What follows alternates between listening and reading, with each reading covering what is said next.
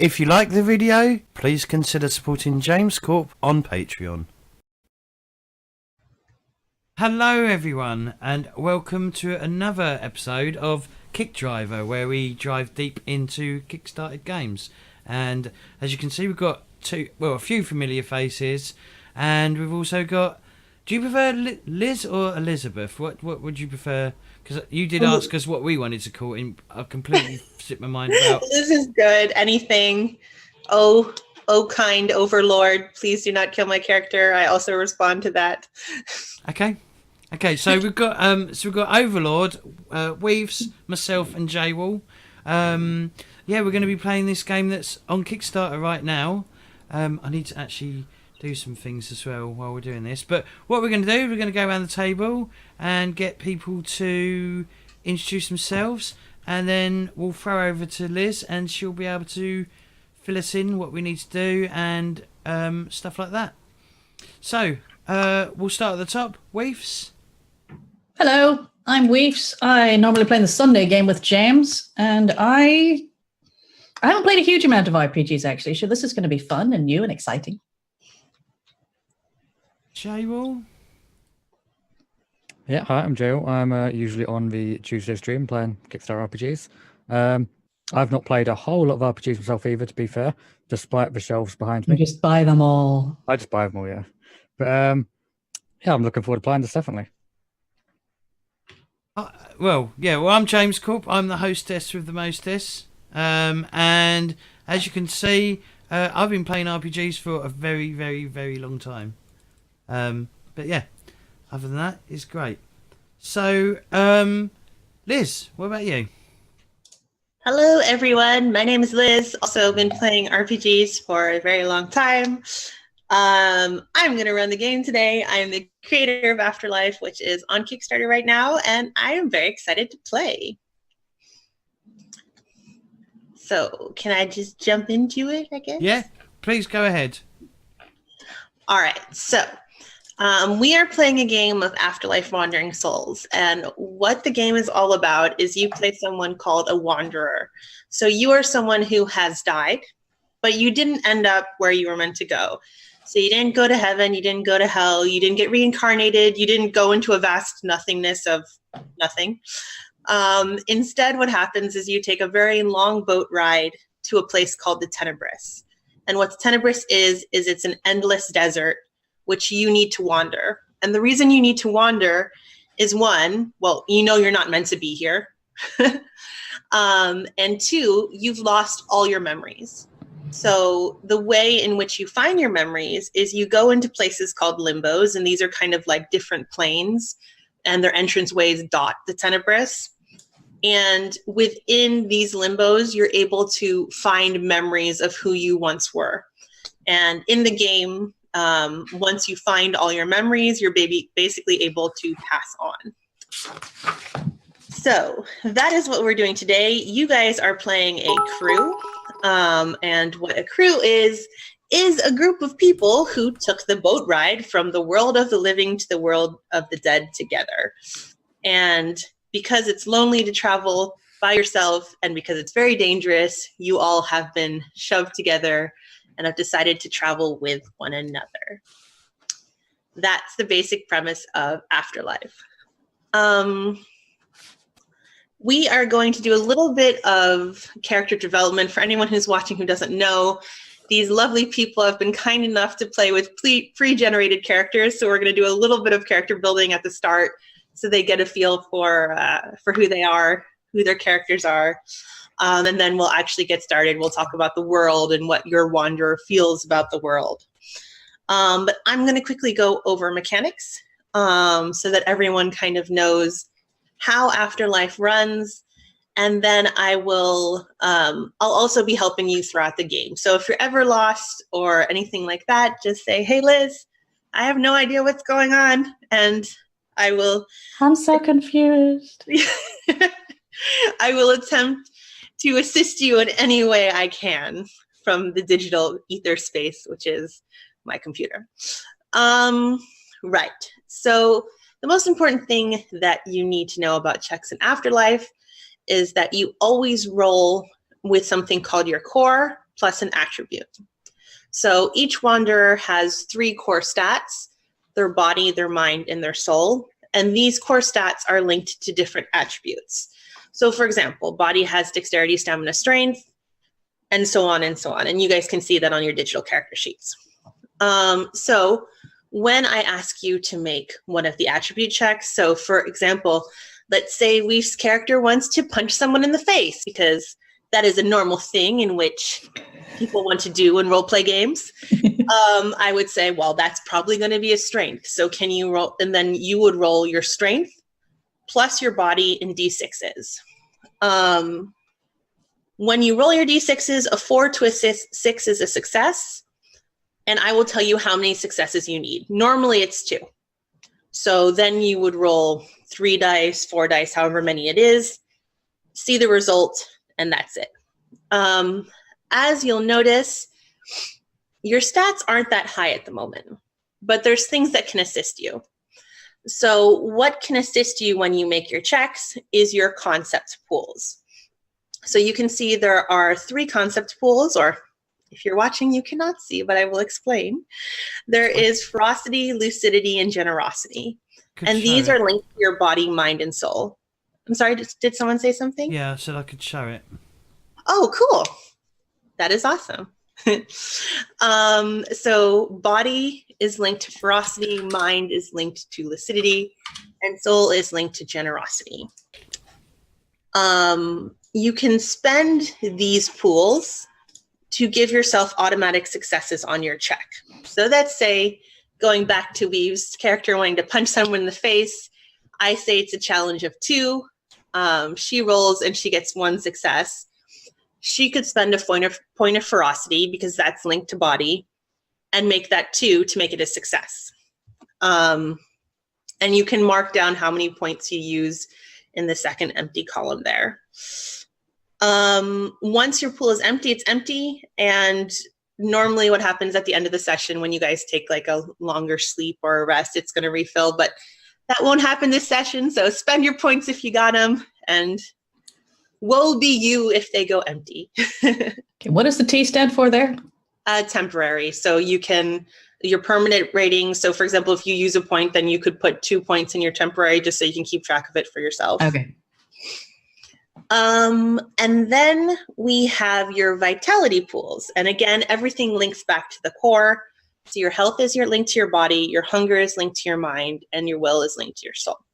The reason your vitality pools are important is they show how well your wanderer is doing in terms of their body, mind, and soul, right? Like your health is what it is in all roleplay games. It's how healthy you are, how much damage you've taken, whether or not you're suffering from diseases. Your hunger is your character's means. So it's generally how many resources that they have, how much money they have at their disposal. And your will is kind of your character's hope, their willpower. They're wanting to go on and find their beyond, find their afterlife. So let's say you fail your check, things are going to get worse. So let's say you don't have any pools. Lise doesn't have any points in her concept pools. She doesn't have any ferocity left. So she fails at punching the guy in the face because she only has 1 success.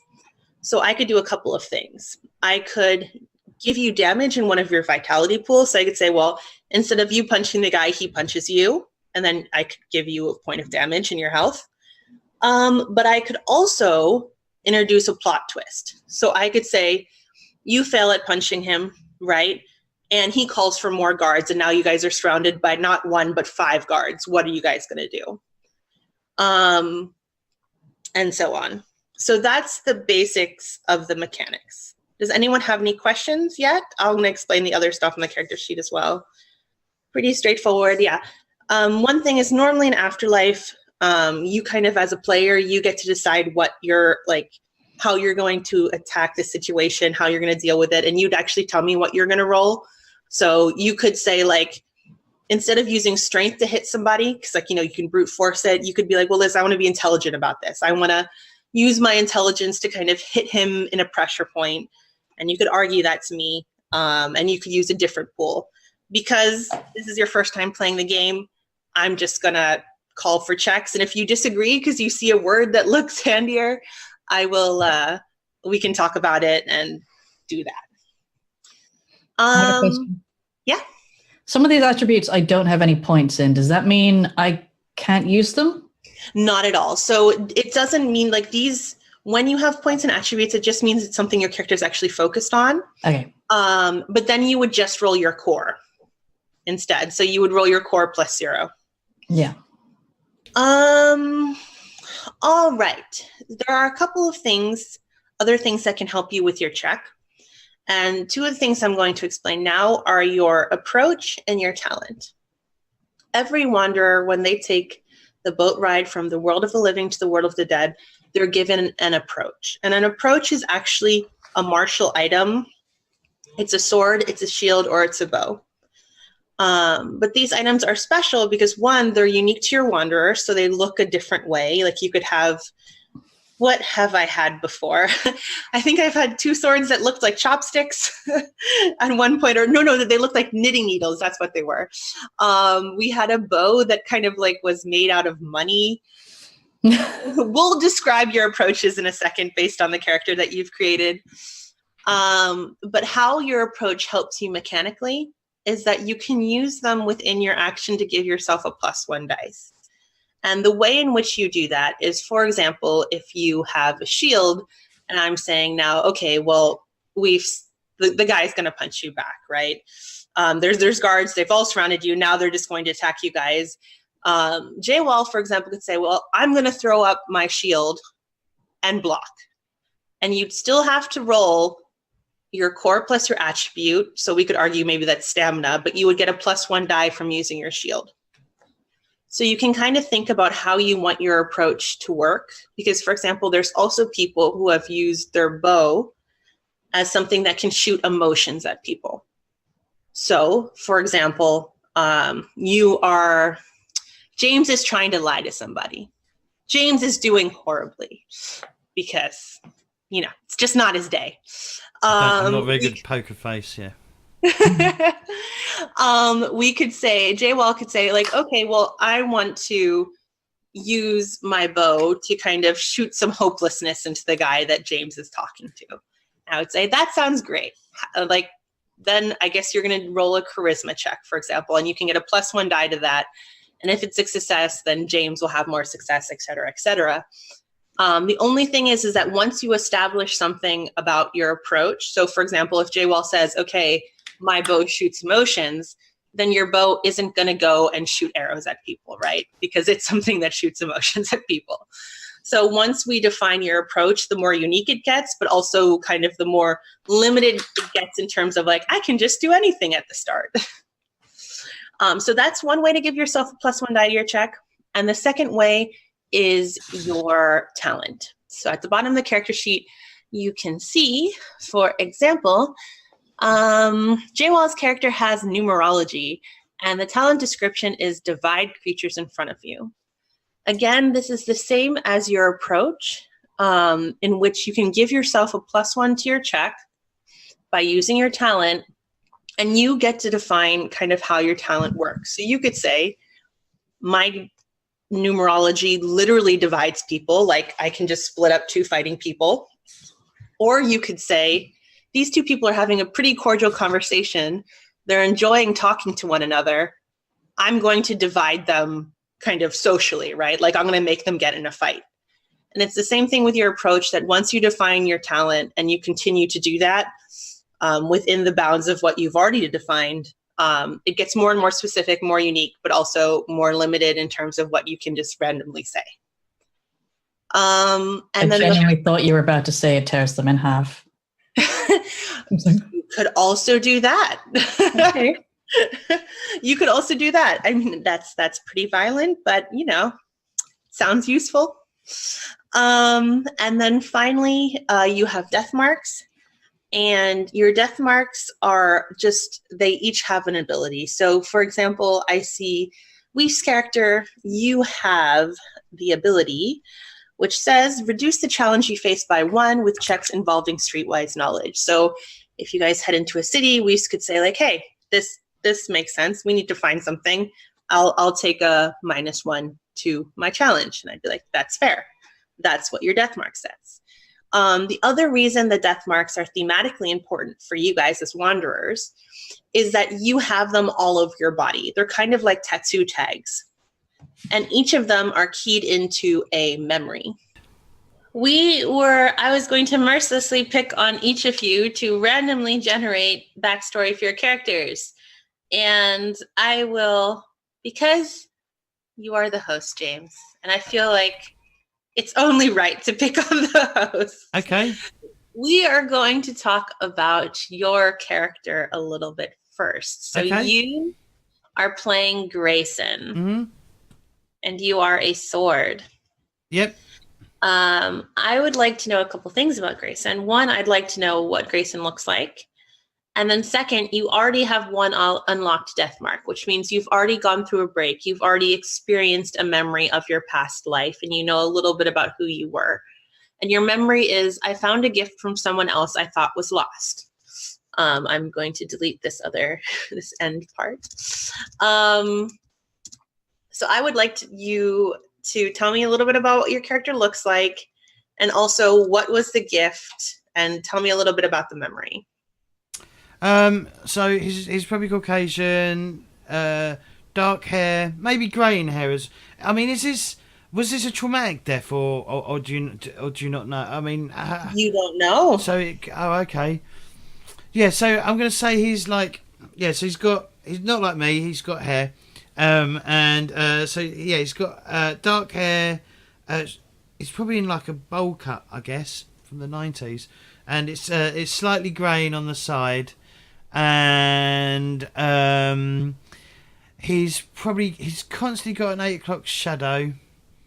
Quite skinny. Like, is it life? Is that the word?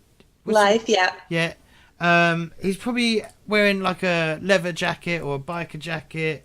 In fact, he probably looks a bit like a goth, like a traditional goth from the 80s as well. He's got like some ripped jeans on. He's got like chains hanging off his belt, and he's probably got a cigarette hanging out of his mouth, maybe constantly.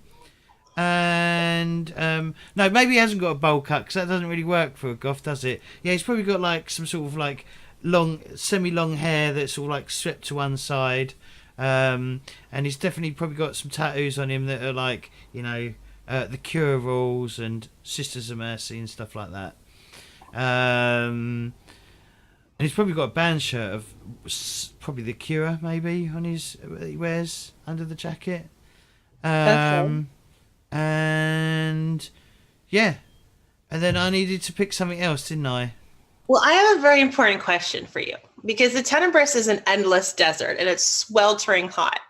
But Grayson strikes me as a very fashionable fellow. Does he actually deign to ever take off his jacket, or is he just trudging through the desert? No, he's never. He heavy leather jacket. He doesn't take it off. He takes it off for no man. Okay. Oh, for no one even. Okay. So this is like this identity, because he came in with such a strong identity. Like, that's him now.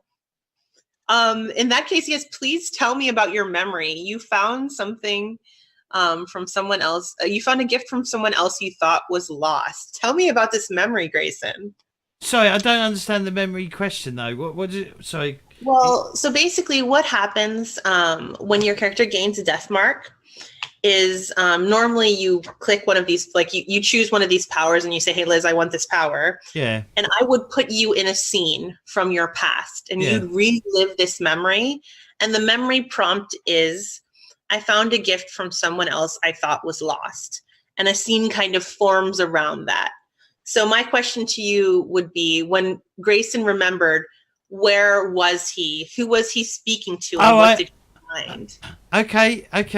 Oh, I get what you're saying now. Okay, I get the question now. I was struggling to figure out how it was working, but no. So I found a gift that someone had already given to me, but I thought it was lost. Yeah. Yeah? Sure. We're gonna go with a Walkman. Ooh, okay. which was given to him by his mother Aw. when he was younger. All right. And where did you find this gift again? Um, and we were in the what sort of places could we find? Because you said it's a desert though, and it's linked to Yeah, other so worlds. this is your death mark unlocks a memory. So this is actually you going back to wherever your Oh. character's from Oh, in their yes. past. So he found it in the rubbish bin, because What? his stepdad had thrown it in there. Oh. So are you a teenager? Is this like a memory No, that you he's not a teenager anymore, but he is he's yeah. Yeah, but in the memory, are you Yeah. like a teen? Like, is this when you were yeah. still living with your stepdad and your mom? Yeah. Why did he throw it away? Because he didn't like Grayson. Oh, okay. So he got really upset with Grayson, and he chucked your Walkman in the bin. Well, no, he got upset with Grayson for like daring to live in the same house that he is. Okay. Okay, and then he chucked it away and you found it. Grayson, what did your mom do about this? Did you ever tell her what your stepfather had done? Well, she didn't. In the end, she didn't really care, I guess, because it was his house that we were living under, and it's his rules or the highway. Okay. Darn. Okay, Grayson. Fair. So you found, like, you go into this memory of basically you digging this Walkman out of the bin after your stepdad just decided to chuck it away because he did not like you living in his house. Well, he didn't like me having it, yeah. Yeah. And do you have any siblings? Were you the only child? I'm only child of my mother and her previous marriage, yes. I would say that he has got other half-brothers that are from his mum's and his stepdad's marriage. Okay, so they're younger than you. Yes. Okay, cool. Thank you very much, Grayson.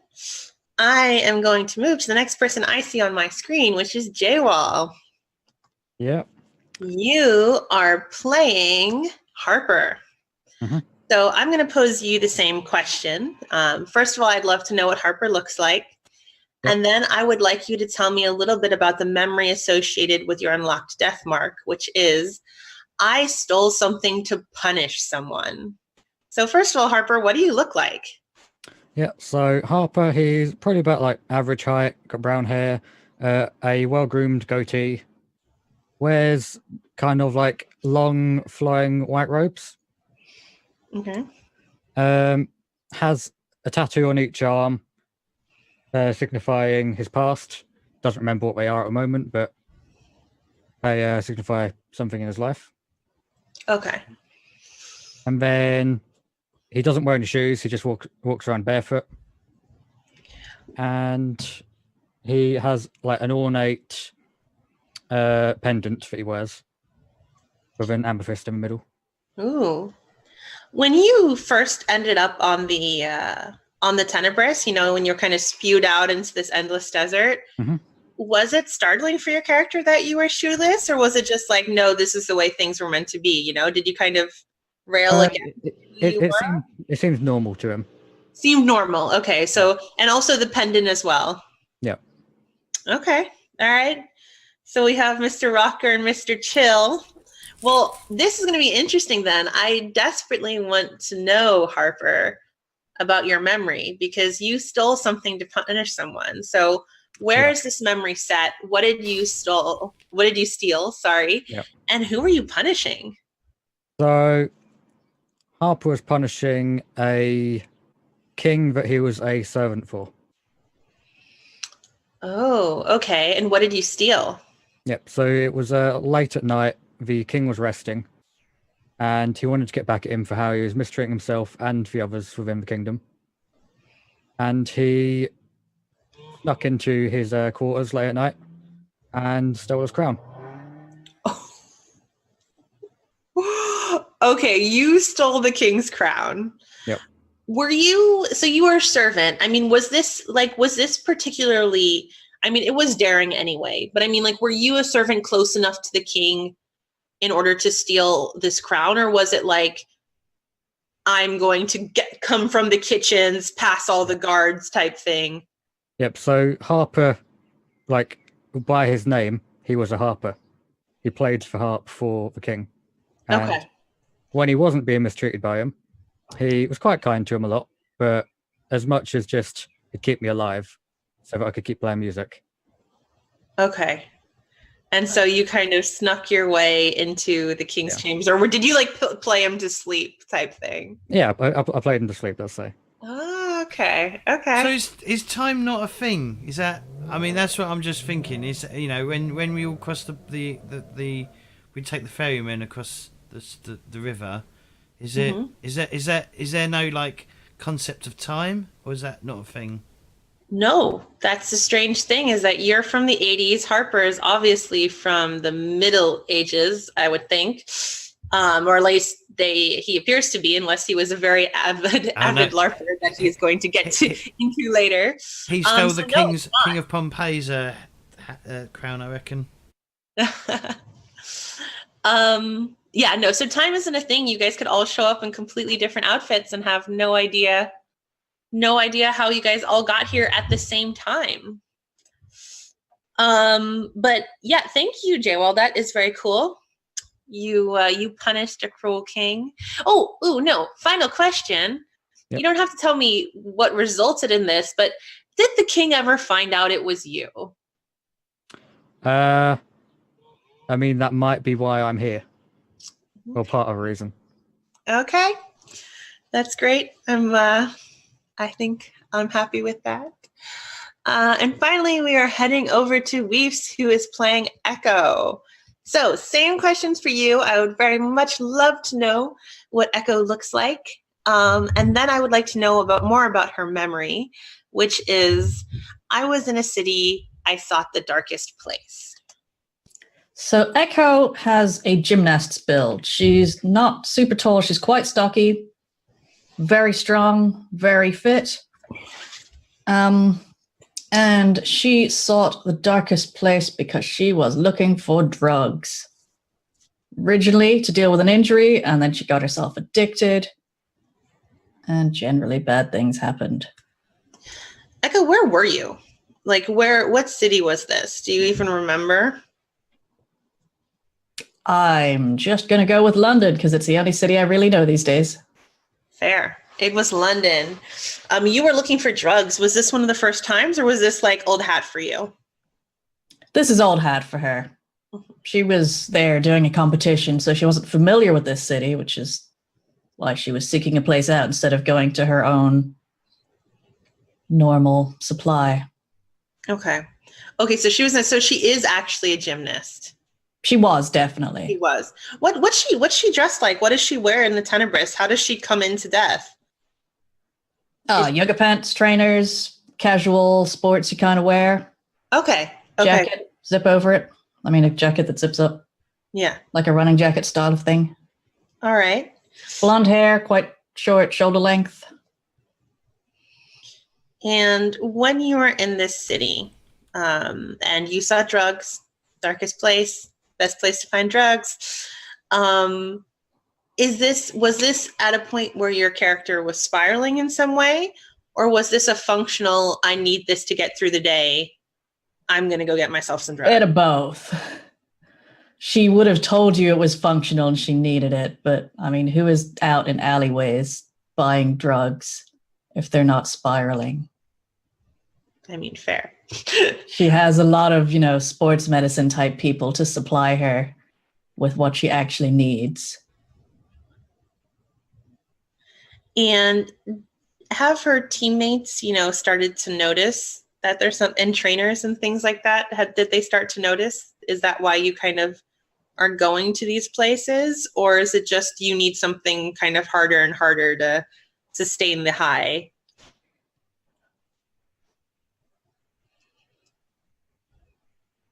They know something is wrong. They know she is weirdly confident, given that everything that's going on with her, but they haven't, like, there's been no intervention at this point. Okay. So they're just kind of getting the inkling. Concerned friends sort of a level. Yeah. Like, is this a problem? Should we be worried about you? Like, yeah. Okay. Fair. Awesome. Thank you guys so much for sharing your characters with me. I think it is time to get into the story. So, you have all been a crew for a while. You have all traveled through a few of these limbos and found these memories. Grayson of his thrown away Walkman, and then we have Harper who stole the crown, and we have Echo who is looking for some drugs. Each of you found one of these memories in a limbo. And while these memories might be painful, no one really wants to remember a really cruel stepdad. They gave you a sense of peace. They gave you a sense of understanding who you are. That is, and probably this might be bad for Echo, is very addictive for wanderers. You want to find out more about who you are. It gives you a sense of, okay, I'm coming to terms with these things. And so you all realize that limbos are a really awesome place to go, even though some of them might be horrifying. And through your travels, you met another wanderer who told you about a limbo called the Wall of Thorns. And they were happy to kind of sell you this information for you, just sitting down and having a meal with them and kind of telling them how your travels have been. It gets lonely traveling, and they just wanted the pleasure of your company. And of course, to help you on your way. What are wanderers if not helpful? So the three of you travel to the Wall of Thorns, or at least you travel to the entranceway, which is in the center of the Tenebris, with the intention of going through and seeing what you can see. When you arrive at the entrance to the Wall of Thorn, you're greeted by two giant wrought iron gates in the middle of the desert. They're standing solitary, alone. They're not attached to any walls. When you look on either side of the gate, it doesn't seem like it particularly leads anywhere. And as you get closer to the gate, you see that it's wrapped in thousands and thousands of metal roses. What would you like to do? See if they're unlocked. Oh, I was going to wander around first. I was going to round them. You walk around them, and even through the gates, you kind of are able to see your fellow wanderers on the other side. At least, through the plethora of roses, which are on the wall. But yeah, nothing jumps out. I'm gonna poke my finger through and see if James can see it coming through. You and bloody fingers. You poke your finger through, and indeed, Grayson, you see a fingertip on the other side. Are you gonna ET that? Yeah, I'll ET it. You guys touch. You touch fingers. That happens. It does. All right, I'm gonna shake it now and see if it's locked. Okay. Hopefully avoiding any iron thorns that are, about to stab me in the finger. Well, that is what I was going to ask you, actually, Echo. It's called the Wall of Thorns. I am going to be looking out for them. Indeed, I would actually. The handle to the gates looks smooth, right? So as you go to grab it, just out of the corner probably of your eye, you notice a flash of something. So I'd actually like either an awareness check from you to see if you see anything quick enough to pull your hand away before it is too late. Okay, so do you want me to use this roll for your party link or roll 20? Feel free to use the roll 20 because James set that up so nicely for us. Thank you, James.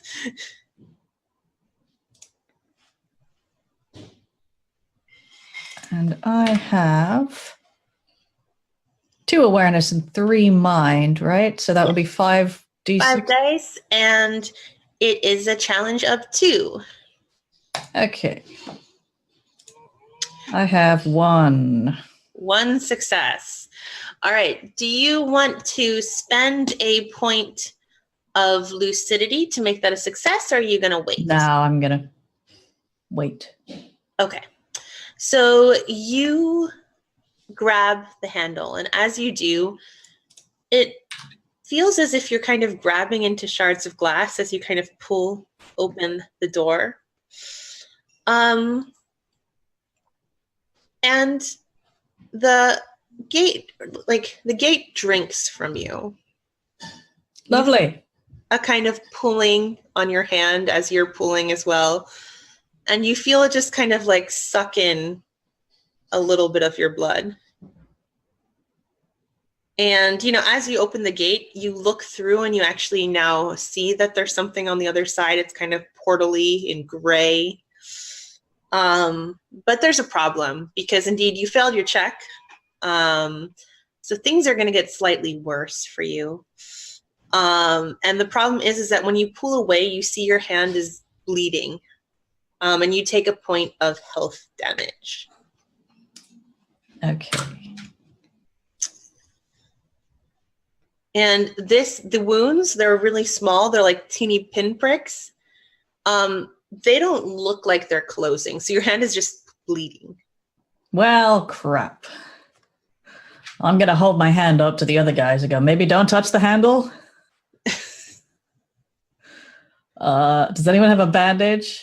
I just press it against my jacket and hope. I'm going to be like, what you've done? Is it a finger or your hand? Whole hand. So grab the handle and it's come out with.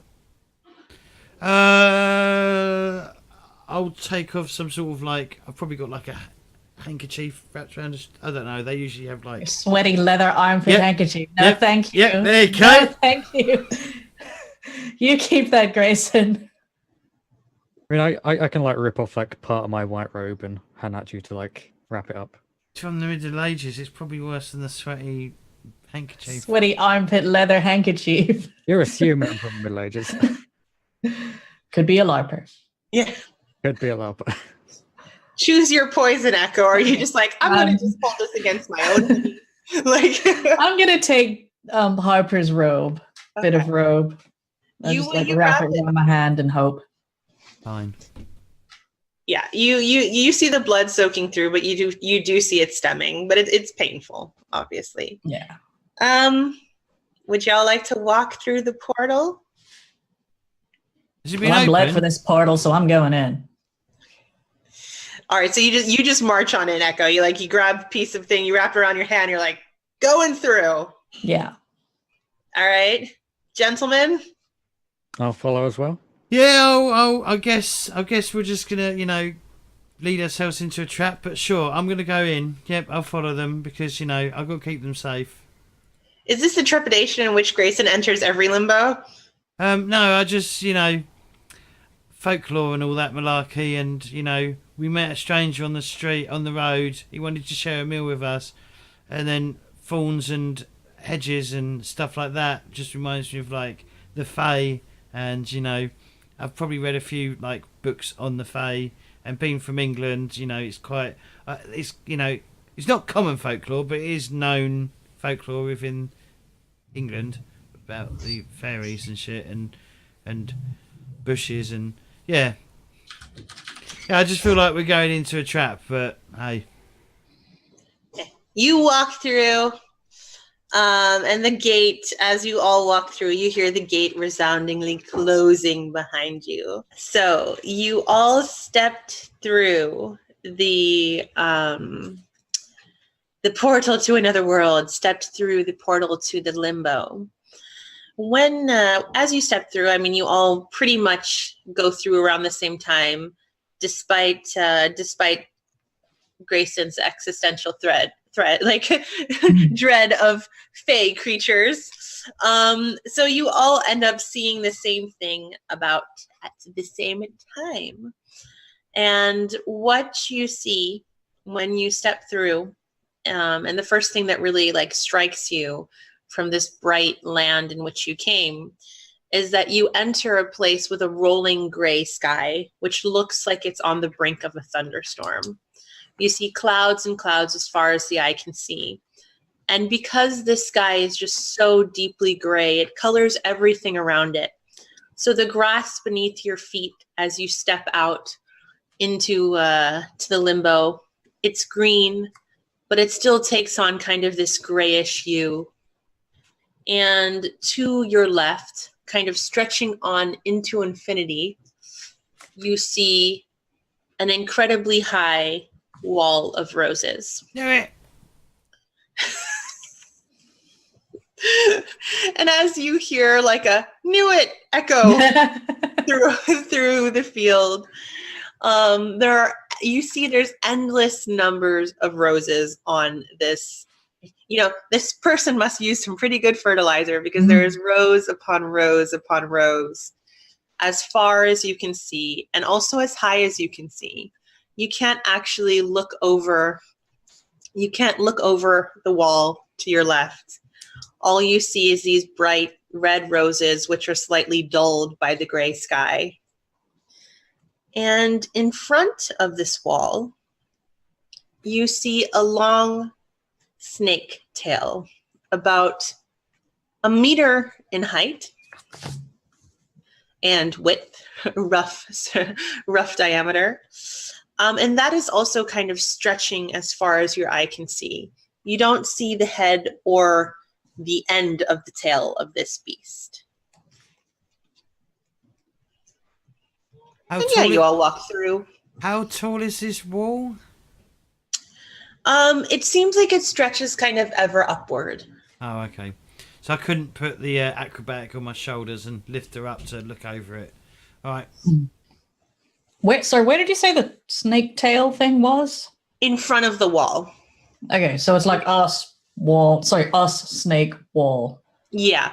And you guys are about, I would say like 20 meters away from the wall. You're not like right next to it, so you still have some distance.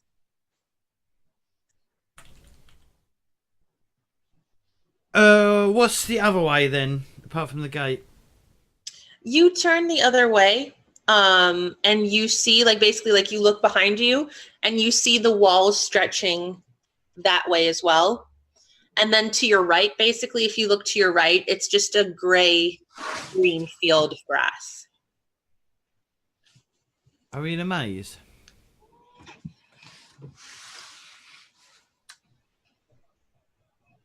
I got the impression the wall was just a straight line. I thought it was both sides. Is it both sides? No, it's one side, and then the other side is grass. Oh, grass. Okay. Just endless field. Just an endless field of grass. Yeah. Yeah.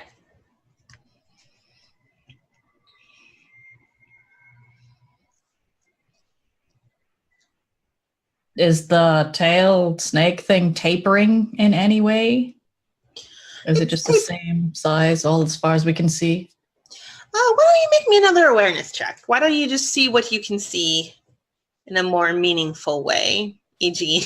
rolling dice? Yeah. Because that's the most meaningful way in roleplay games. Of course. Oh my god. What did you? Success. One success? I'm spending a point.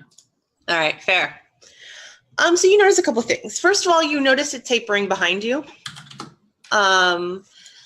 Another thing in which you notice, you notice three things. One, to answer your question, it tapers behind you. The second thing is that you notice that there's something moving between the roses on the wall. And the third thing you notice is that just almost like a little bit in the distance in front of you, again, just kind of on the edge of your perception, you see a white figure next to the wall. And when I say white, I mean sheet white, but person shaped.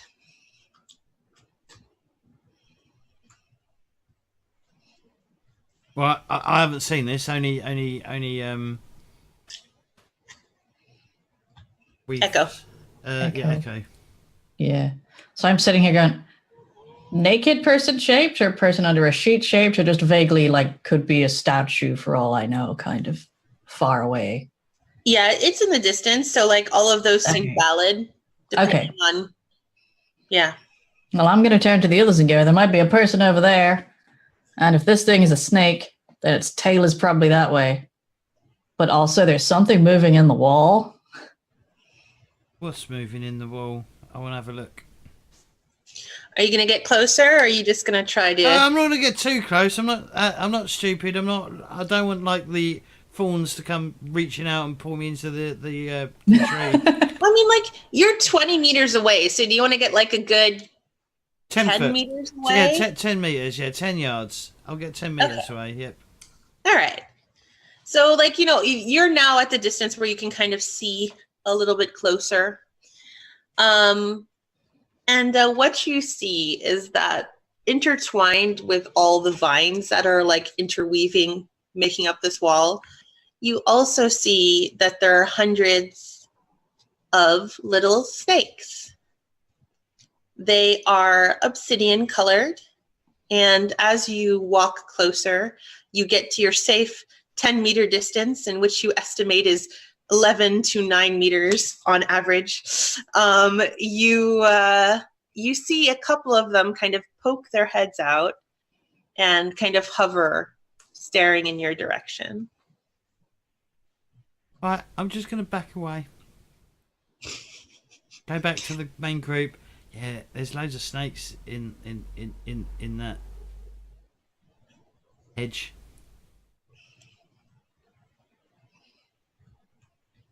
Do they have teeth? They're snakes, so I assume they do. Probably. They look a bit stabby. All right, so we'll stay on this side and we go investigate that person thing over there, eh? Yeah, I didn't get close enough to, defang them. Well, yeah. Sorry, I watched Jumanji 2 the other day. I'll find out that they can actually, bite. But they were looking at me very... Okay. Is that normal for a snake to look at you? I'd imagine so. What, from 10 foot away, 10 meters away? I mean, there's a giant snake. There is. I wouldn't like to meet the other end of this snake. Is the giant snake moving? Or is it just, like, inactive? I mean, it's just there. It doesn't seem to be moving too much. As you guys start to, like, I guess you're walking, as you're kind of percepting, you're walking towards this white figure. I mean, you see it move ever so slightly, but it doesn't seem to be moving towards you or something. It just seems to be adjusting itself ever so often.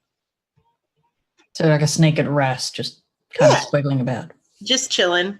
I mean, like, it doesn't seem like it noticed you as much as a tail could notice you. You head towards the white figure, and again, I will give you the safety of 20 meters distance. 20 meters is close enough to tell the difference between a statue and a person. Yeah, or like some like butt naked dude just in the middle of this limbo. Could be. We got a wizard and a goth. And a goth and a gymnast. A wizard and a goth and a gymnast walk into a limbo. Have you heard that one? No. I'd like to hear it. Turns out a gate sucks all the life out of the gymnast. Yeah. Then a snake eats all of them. The end. It's a happy story for the snake. No, you have your 20 meters distant away from this figure. And what you notice is that this figure is actually slumped against the wall, and they're not butt naked.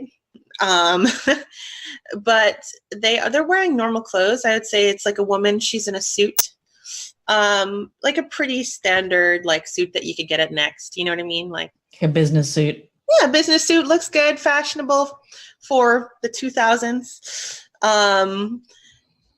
But what's strange about this woman is the fact that she's sheet white, along with her clothing as well, as if all the colors been sucked out of her. Her head is facing away from you, and her head kind of just lolls to the side against this wall. And so she's in the gap between the wall and the snake, or she's like leaning over the snake?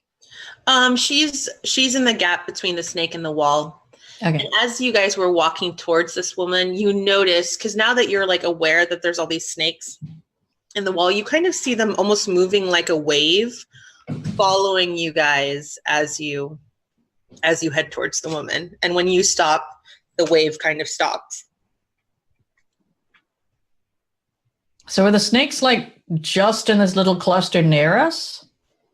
Or are they all the way through the wall? They're all the way through the wall, though there seems to be movement as you guys walk Yeah. through as well. They're clustering near us Yeah, they're clustering. a little bit. Okay. Doing snaky things. Yeah. Watching us. I know, it's off-putting, isn't it? What's this woman doing? Is she just lying against... Does she look like she's dead?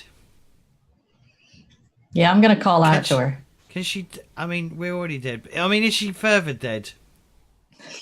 Is she dead? Is she not the alive type of dead? Is she the dead type of dead? Yeah, yeah. Does she look like she got eaten by the snakes and died? Echo, what do you call out? Like, hello. Pretty much. Hey. You call out to the woman. She does not respond. She's dead. Got any I'm good. Is there any sticks on the floor that don't look like snakes? I'm not picking up a snake, thinking it's a stick. I mean, you can also take something out of your pack, right? Like you can take like a bottle cap or something. You have supplies with you, so like you take out a pencil or something and chuck it. I was thinking of something a bit longer than a pencil, but Pokey stick. I'm just gonna jog up to like get around to see her face. But be not, careful. like, close to the snake. Be careful. Just so I can get in front of her instead of behind her, but still staying safe distance away. All right. I'll have the pencil in hand just in case. All right, you ready have to drawn slay your the pencil. As Echo jogs around, what are you doing, Harper? Yeah, so it's just like fields to the other direction, isn't it? Yeah. Yeah, so I'm gonna go kind of diagonally, like further back, if that makes sense. Like deeper into the fields and but still getting closer to the woman. Oh, I see. Like you're kind of making a Y with the group. Yeah. Okay. You head off basically into the fields as Echo jogs up and around, and I'll kind of narrate to you what you're seeing happening. So I guess you're about like 40 meters away now as you walk off. Echo, you jog around to the front of the woman and you get closer to her, I guess, as you're kind of calling out to her. You're 10 meters away from now. Let you know, 10 meters. I'm not getting closer. You're getting closer. No, I'm not getting closer than 10. Oh, That's when the okay. little snake started looking at. The little snakes Grayson. do start looking at you. Oh, it is Grayson. Yeah. Grayson. And you call out, and when you arrive at the wall, when you arrive 10 meters away from the wall and you look at the woman, you see that her mouth is agape and her eyes are open. And she seems to be very pointedly staring into one of the roses. Even to the point where, like, with this amount of light, you're able to see just like a little bit of drool kind of dripping down her chin. And, you call out, hello, and you hear back from the wall, hello? But her mouth doesn't move. No. Who's that? Who are you? I'm Echo. Echo. Shut up, Grayson. And you hear That's like Grayson. you hear some hissing laughter. You hear like The snakes. It is the snakes, isn't it? Are you snakes? at this point you see some heads telescoping out of the wall. And Snake heads? What? Snake heads? Not human heads? No, oh sorry, snake heads. Little snake telescoping heads. They come out and they're like whoop whoop whoop whoop whoop. And they say, what's a snake? You guys, on my world, things that look and are shaped like you, we call them snakes. But they don't talk. Hmm. Why have you trespassed? I didn't realize it was trespassing. Are you here to steal from the Reaper? Who? Who? The Reaper. Who's that? They kind of point down towards the tail. We're not here to steal anything. But others of your kind were here to steal. What But did they were s- different. Wait, does he have anything worth stealing? You asked Oh, him that. yes, of course. What does the Reaper have? Memories. Oh. And Echo looks a bit shifty then. No, we're not here to steal memories. No, not at all. Fucking hell, unbelievable can I sound? I'll be like, so is it just a wall, the Reaper, and a grassy field? Is there anything else here? What else would there be? I don't know. Memories, apparently. Does he keep them in jars? How does a Reaper hold memories? What's he called? I don't really understand. And why is he called the Reaper? That is a lot of questions. Yeah, well, there's not much else to do here. And they all seem to think about that for a while.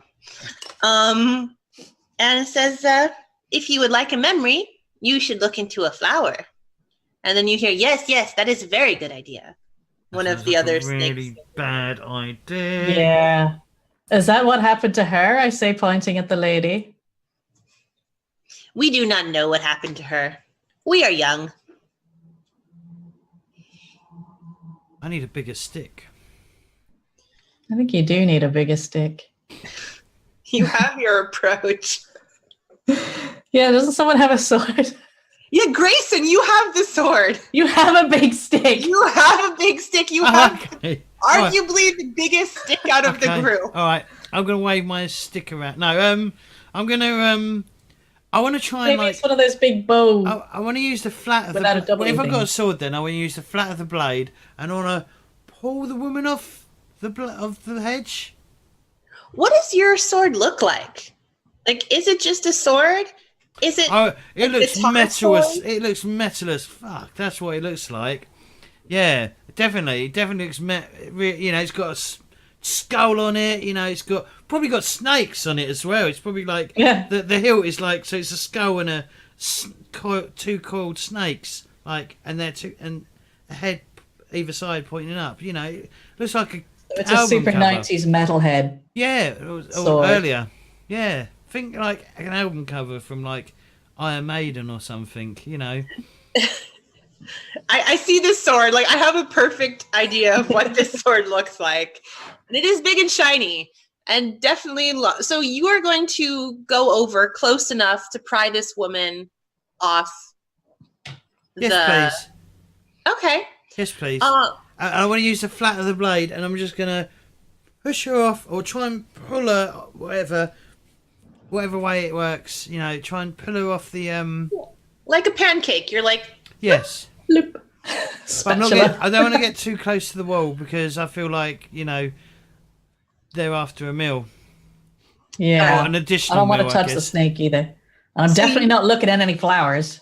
you reach over you reach over this giant snake tail. And your sword's long enough, right? Like with your reach and the sword, and you kind of just like floop the woman.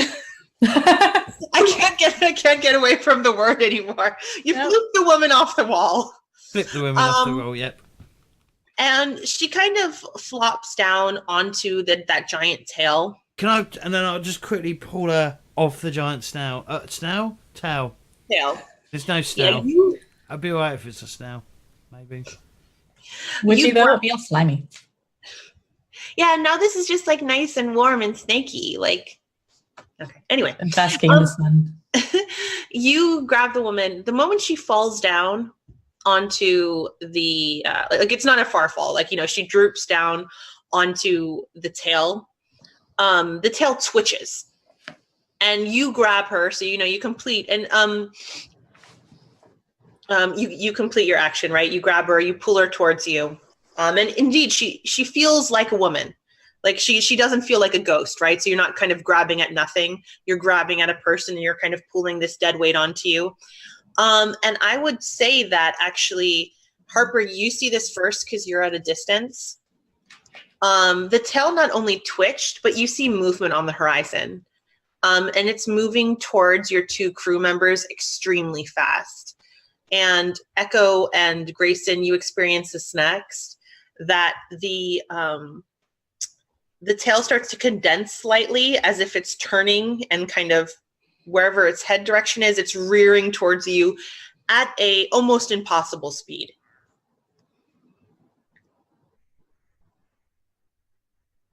I'm gonna quickly try and pull the woman over the snake if I've not already done it, and I'll start dragging her away from the hedge.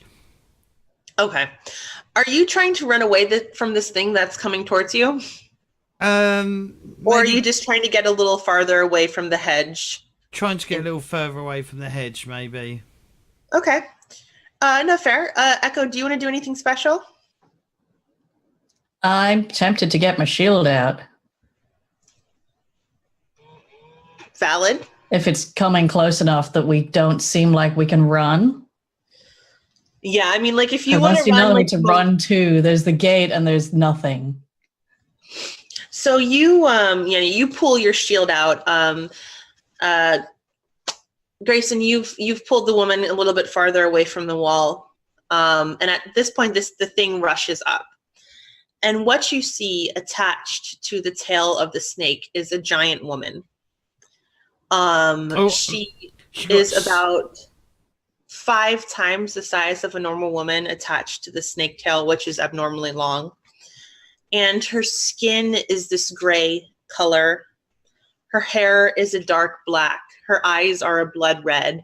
And her mouth is filled with these sharp, jagged teeth. And as you had pulled this woman away from the wall, she basically rears up in front of you, Grayson, and she lets out a scream, and she makes to grab you. I want to make sure she can't grab me. Okay. Are you doing this still with the woman in your hands, or are you kind of putting her down and dodging? I'll probably drop her and dodge. Okay, fair. I was going to up the challenge, but now I won't. So I would say that this is probably a dexterity. If you're purely like, I'm just going to get out of her way so she can't grab me. So that is a dexterity check, please. Okay, what does that use? What's the core? So your core is your body. You can see that they're basically like in a little line with one another. Yep. So I don't have anything in dexterity, so I'm rolling 3d6, yeah?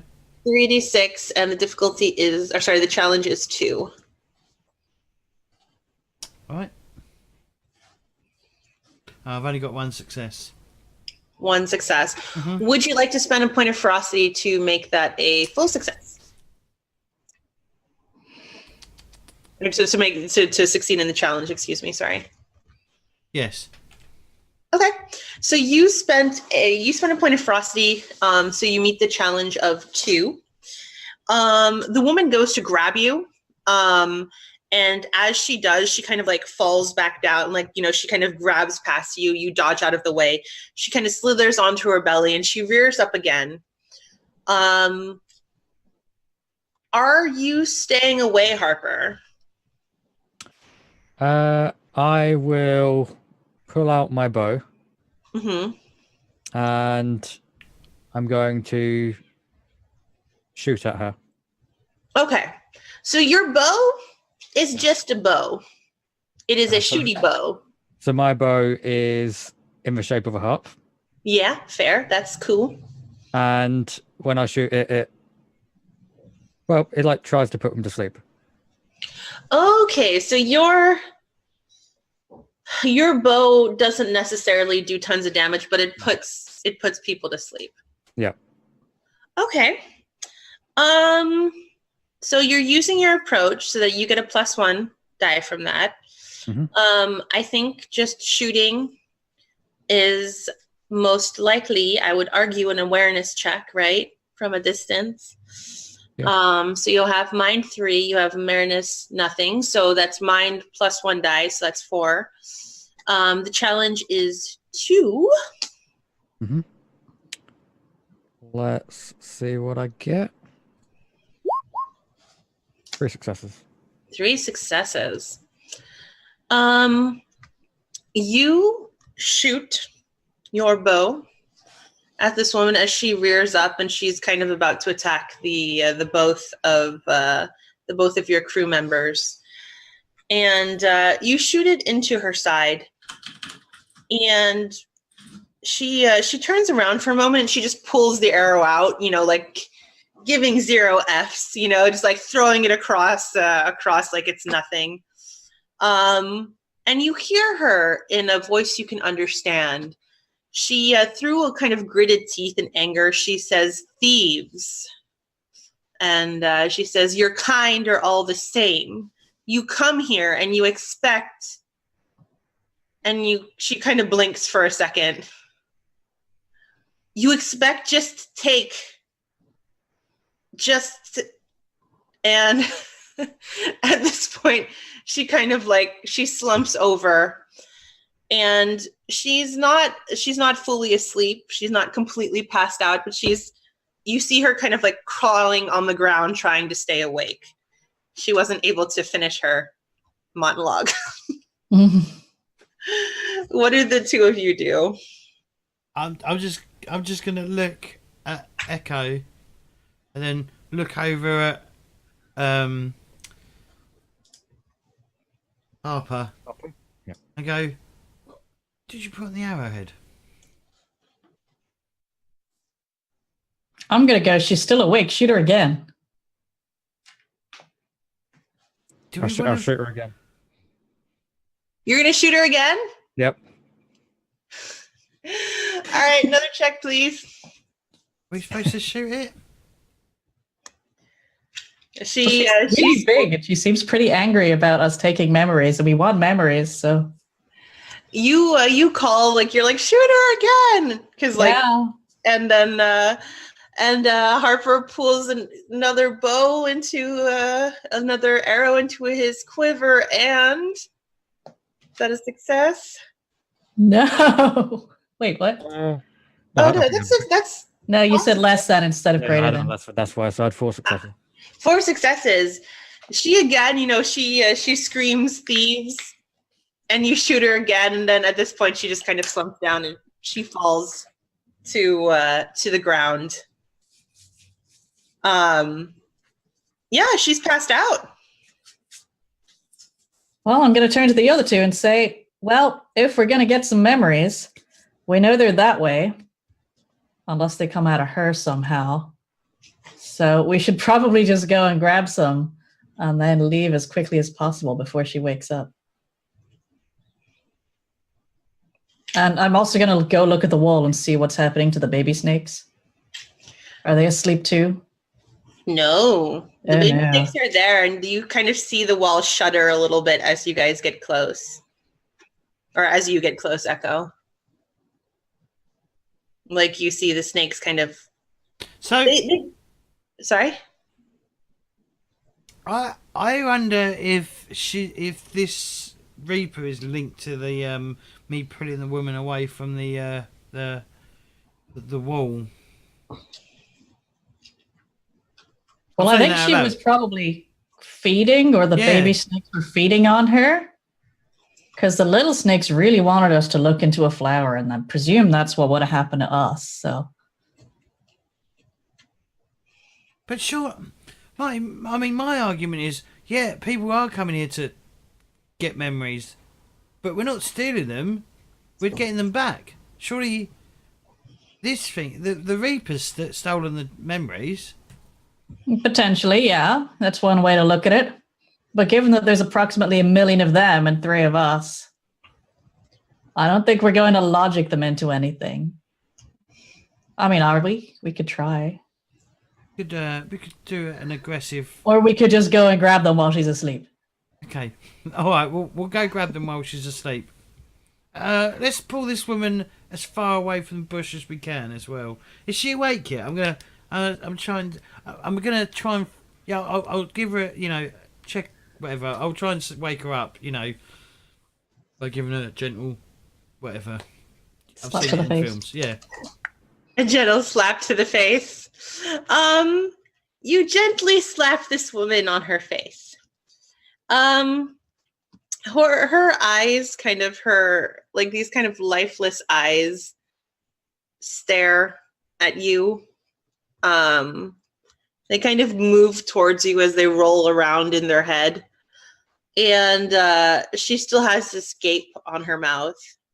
Though, yeah, her eyes do turn to you when you do a little bit of a slap. Wakey, So wakey! seems like there might be something in there. Does anyone have any smelling salts or other stimulants? Got a cigarette. Does anyone trust Echo asking that? Does anyone have any drugs? Nope. You guys can try to kind of cajole her awake if you want to. You can make a check for it. If you're just kind of trying to talk to her. Or, for example, I see someone, Echo, your talent is to heal ailments of the soul. So it is. Let's do that. If you want to define your talent a little bit, so maybe she seems to be going through something. So how does this talent present itself? Do you talk to people? Yeah, I'm thinking talk therapy. Okay. I'm a good listener, but she's not really talking, so I need to draw it out of her. Yeah. And I sit there with a really soothing voice next to her and I go, "It's okay. I know you've probably been through a really scary experience. We have you now. You're safe, kind of, for the moment. It's come back to us. Come back to us." All right. So I would like a check from you. That's a charisma check. You had a +1 die for using your talent. So that is a dice pool of 2, I believe, because you have charisma 0. 1 soul and nothing else. Yeah. It's like, are you sure this isn't a punching talent? No. Yeah, look at that. 2 6s. Really? Ah, good job. Okay. You talk to her, and you sort of start to heal a little bit of what's going on within this woman. But as you reach towards, you kind of you reach out with your psyche, so to say. You realize as you're doing this that there's very little for you to grasp onto. And so she, once you actually kind of get through to her, she looks at you with a raspy voice, and she kind of grabs on to your shirt slightly, and she says, "Take me back. Take me back. I want the wall."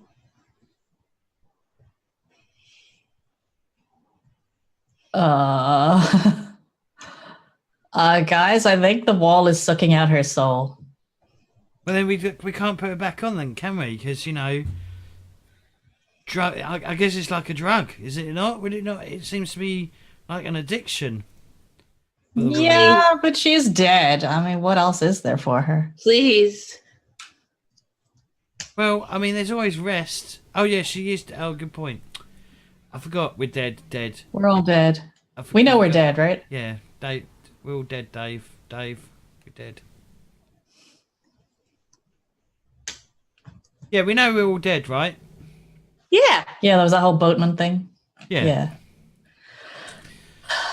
Well, I reckon if we put her on there, Snake Lady's going to wake up. So, that is also a good point. Okay, we cannot feed the Snake Lady. Also, Harper, if we do it, you might want to take your bow arrows back, and then we can just play dumb. Harper, are you getting closer at this point? Are you? Hide the evidence and run away. I'll slowly be walking closer. Okay. Trying to keep aware of if there's anything else around. Okay. All right, I'm going to tell her that we're going to take her back and I'm going to pick her up. But I'm going to, because we have to, I'm still going in the assumption that there's some kind of repository for the memories that's like way down the other direction. Mm-hmm. So I'm going to take her, walk towards the gate, put her down next to the gate and like convince her somehow. Like, I'll take you there. We just got to do this one thing first. As you're taking her, like, you like literally have to kind of pick her up and drag her over. She and you say like, I'll put you back. She kind of like, she claws a little bit at you, like not hard, but she's kind of patting at you. And she looks at you and she says, you know I have to go back. You know. And she kind of looks at you with this desperate look in your eyes, which feels kind of familiar. And I look at her and say, I know. And I know what's best for you. Or I know how to do this. So you drop her down. Like, she doesn't have any strength to fight you, right? So you drop her down next to the gate. And as you turn away, you just like, the last thing you hear as you're walking back to the group is just her saying like, please. Just going to leave her there and go on to there. Do we the other place behind the gate. I'm going to be like, I'll be like to Echo. I'll be like, do we need to tie her up? If she crawls to that wall, then, I mean, she made her choice. It also means Snake Lady might wake up. Good point. You got a rope? What can be in our... Can we just say yes? Can it be in our packs? What? Yeah. So basically what you can do is, and this isn't in the quick start, but doesn't matter because I'm here. So I'm the repository for the rule book. Basically what you can do is you can, up to the hunger you have, and this isn't on this character sheet, you can name useful items that you have along for this adventure. So let's see how many you have. A hunger of, what was it, 3? Yeah. So you have a rope in your pack. That's one item. So you have 2 more items you can kind of name. I'll just put this down on the character sheet so we remember. Hang on. Echo, you got more hunger than me. Right. I know. Sure, I'll spend it then. Fine. I'm not carrying rope. Fine. I've got drugs. Yeah, so you I got drugs. It's just like a backpack filled with party. Nothing useful. Nothing useful. You pull out some rope and you or like, I don't know, like, or are they like cool handcuffs? Are they like just something like? No, I'm not that way inclined. No, they're definitely not handcuffs. You're a goth guy with the metal sword. Yeah, maybe you had them like as an accessory. You don't know. You don't have who has swords and handcuffs? I mean, that's a weird combination. Maybe I just got some rope just because, you never know when you need rope. Because it's adventures. Just in case, you never know when you need rope. Because you read Lord of the Rings a lot. I like climbing. I like climbing cliffs. So, I've got some mountain grade cliff. Mountain grade cliff. What? You've got crampons and rope. You can totally have rope. That is fair. It's good rope. It's like, it's like what the people used to climb walls with. They climb up mountains. Mountaineering It's a special rope. It is. It can hold, Yeah. It's not going to just... It's not like that horrible, stuff you get at sea. I don't know. Whatever. We've got, paracord. It's not like that shitty rope they used to tie boats together. That's rubbish. No, that'll never hold a person. No, it's not the really thick nylon stuff. It's the... whatever. When you go... Have you never climbed a wall or anything? I've climbed walls and done boating. They use that... Yeah, it's sort of got a bit of a stretch to it as well. It's not bungee cord. Or is it? This sounds like you're describing Japanese sex rope. Okay, Japanese sex rope is what I've got, so I'm going to tie. Okay, so you pull out your shibari rope. Yeah. You tie up the snake woman. I know. I was tying up the drunk woman. Very experienced at this. Oh wait, you've tied up women before. You tie it up so it doesn't. Okay, I'm not. Yeah, Nope. I'm tying up trying up Druggy so she doesn't try crawling back to the wall. Okay, so you tie up the druggie so she doesn't, or like the rose addicted person, so she doesn't crawl back to the wall. You do that. I do. You have successfully done that. Right. Cool. Where are you guys? I'm so distracted. Where are you guys going now? I'm still mildly confused as to whether or not because the woman on the snake came from the same place that the snakes pointed, saying the memories are over there, right? The snakes pointed to the wall when they said the memories. Yeah, because they want us to look at flowers, don't they? Yeah, but they seemed like they were lying. That seemed like a trap to get us to look in the flowers. Do you want to talk to the snakes and kind of try to sense like, do you want to empathize with them, kind of sense their motive? You could do that. You don't have to, of course. Wizard guy, what do you think?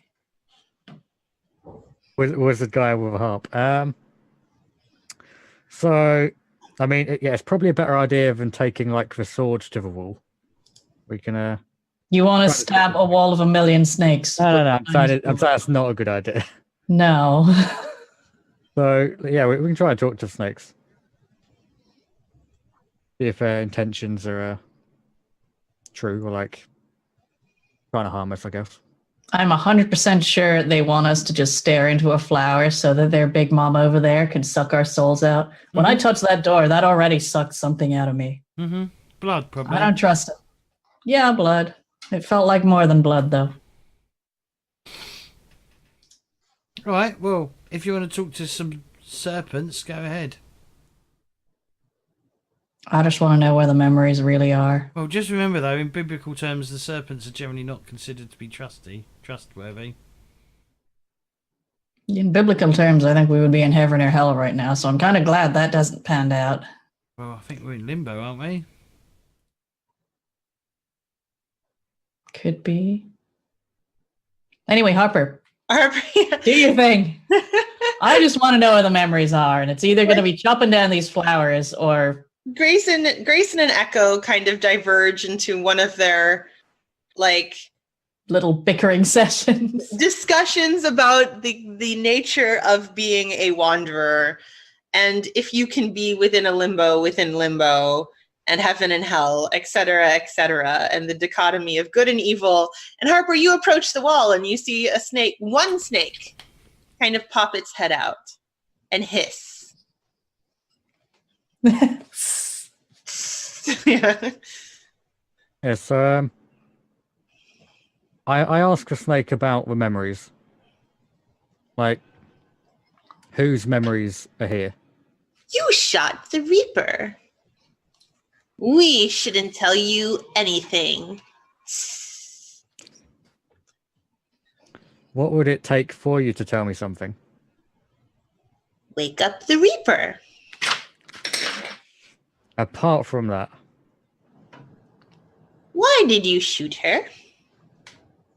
She was going to harm us. Because you are thieves. We haven't taken anything. Yet.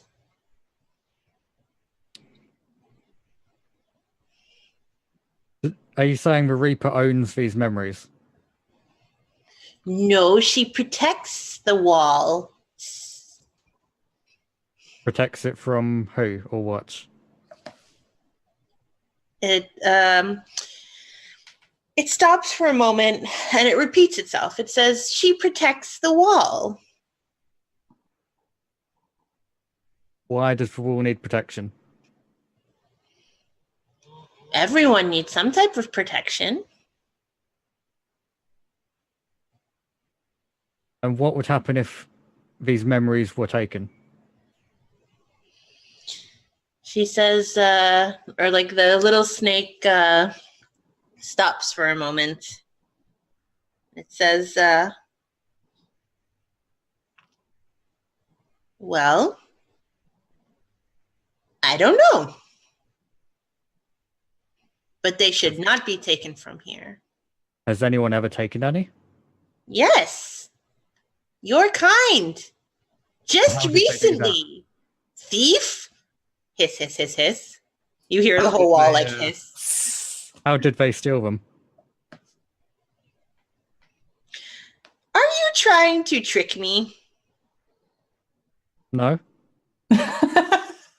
Are you being honest with it, or are you not No. being? I'm not. I'd like a charisma check from you. Yep. So that's gonna go well. So yeah, I got 1 charisma, 1 soul. Okay. More charisma than me, and I passed. Challenge 2. Challenge on it. Okay. Let's go.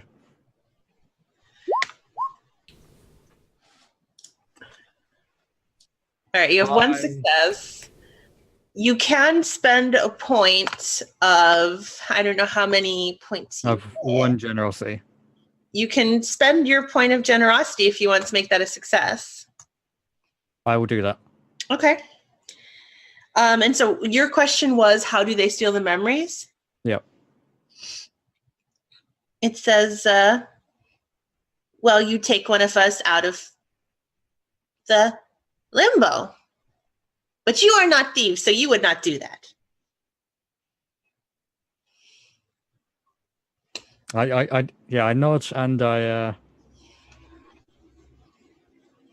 I'm just gonna head back to Echo and Grayson.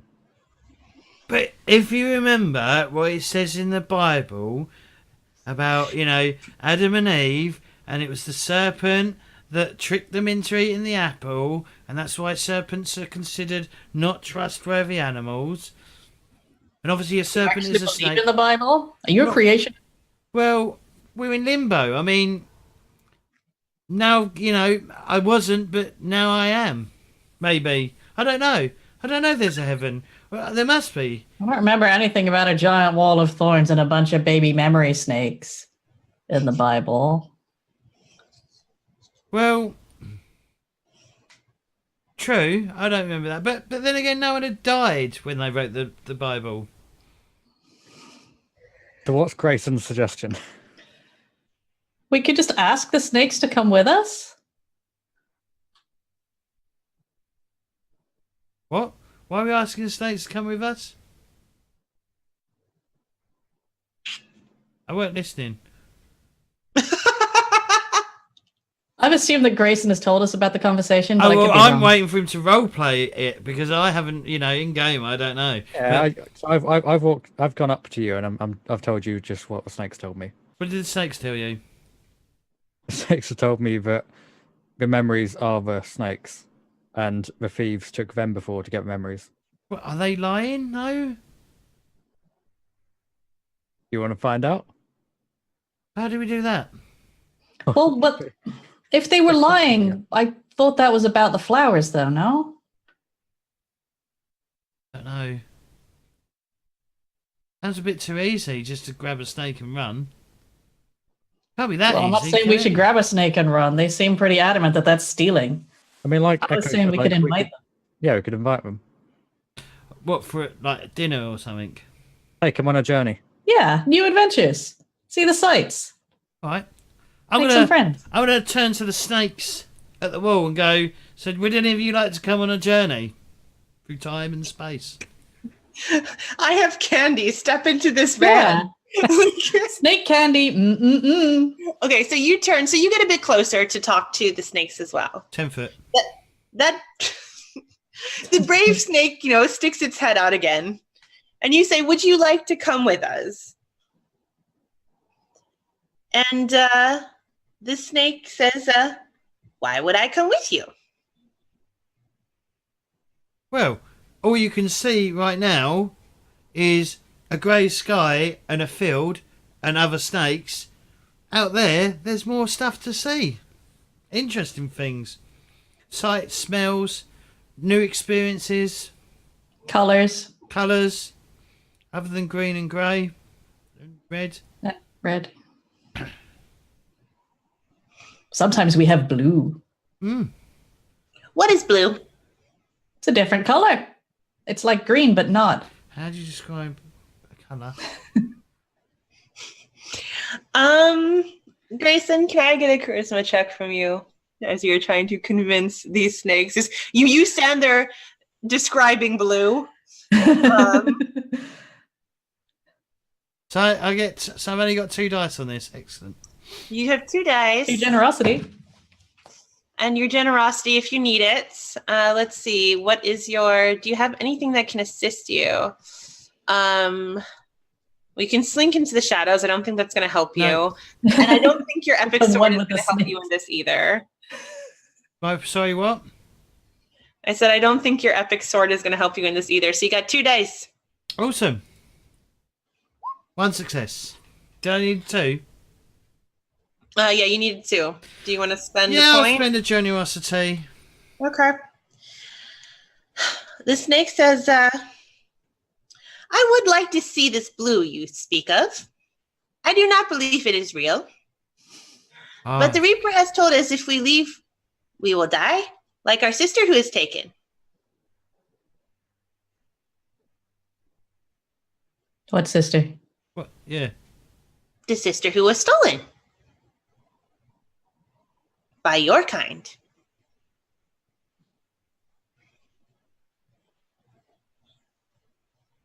Do you know she died, or is it just the Reaper that wanted to keep you here because she's,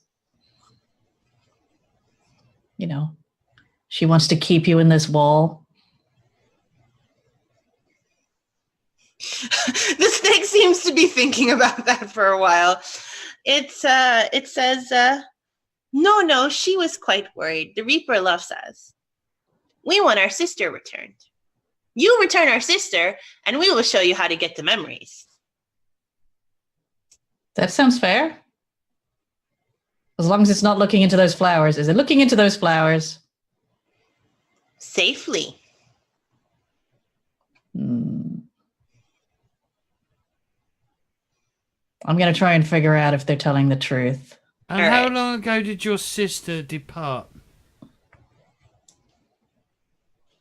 I do not understand the question. Oh, shit. Concept of time. Recently. Echo, that's an empathy. Oh, no. Challenge 2. Are we all bad at social? Admittedly, we could have taken another pre-gen with a better social, but no, hindsight's 2020. Not this one.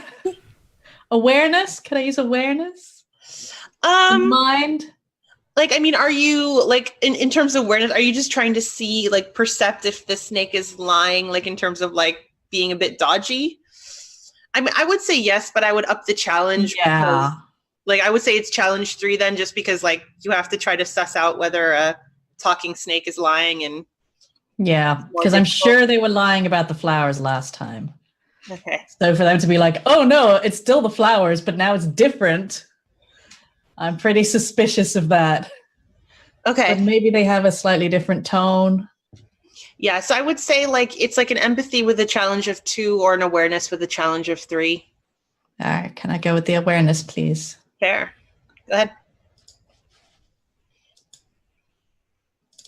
I got 5 of those ones. Yes. Yes. Awesome. The snake, because you basically question about the roses, right? I basically said I don't believe that looking into the roses is the way to get the memories, so try something else, little snaky. Oh, it says? Not in those exact terms, but yeah. But it is. You just must know how to look into the roses. But if you bring back our sister, the Reaper will be thankful, and she will save you if you look in the roses too long, like that one. And it motions over to the woman, the bound woman. Okay, I believe him. I believe the snakies. I think something's just dawned on me. Yep. Well, getting memories back is like quite addictive, isn't it? So if you look too long, you're gonna just want to stay looking at your memories because you've become addicted to looking at your memories. See, No, smart. could be. Yes. But the Reaper can help you. Why You is just why is the Reaper asleep? because you shot her Grayson shot her twice. with your Remember? pokey darts of sleepness. Sorry, not Grayson. Harper. I don't know any pokey darts. Look, there's nothing in it. See, we covered it up. They were right there. The snakes were right there in the wall when it happened. Yeah, but they could only see from the wall. They didn't see where the arrows hit. There's hundreds of them. There's They're in the wall though. They're all looking out that way. I mean, the snake's like. You are duplicitous, but that is okay.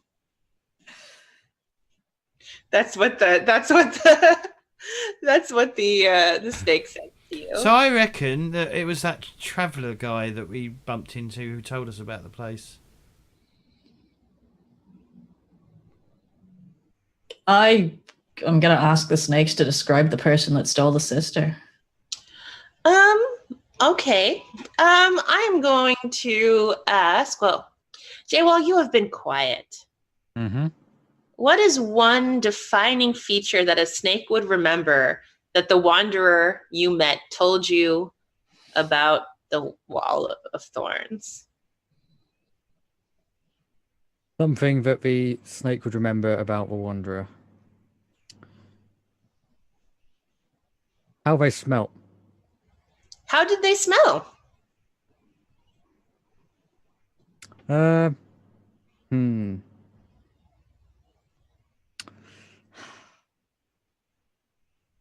did they smell? They smelt like... To a snake, Blue. or to these snakes, they smell... they smell To a snake, they smelled blue.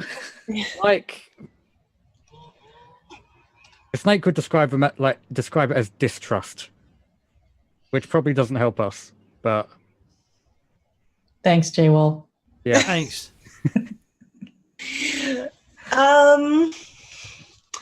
Distrust and burnt meat. Distrust and burnt meat. Yep. It says, it tells you that basically. It says, it smelled like distrust and burnt meat. And you guys get the memory faintly of this guy. Yeah, smelling a bit like death and ash. So indeed, it could have been the person who told you about the limbo. He smelled a bit ashy. He did smell a bit ashy. Okay. And it was startling to you because you could actually smell it, right? So this guy... Must have reeked. Yeah. Right, I guess we've got to track this fella down and get their sister back.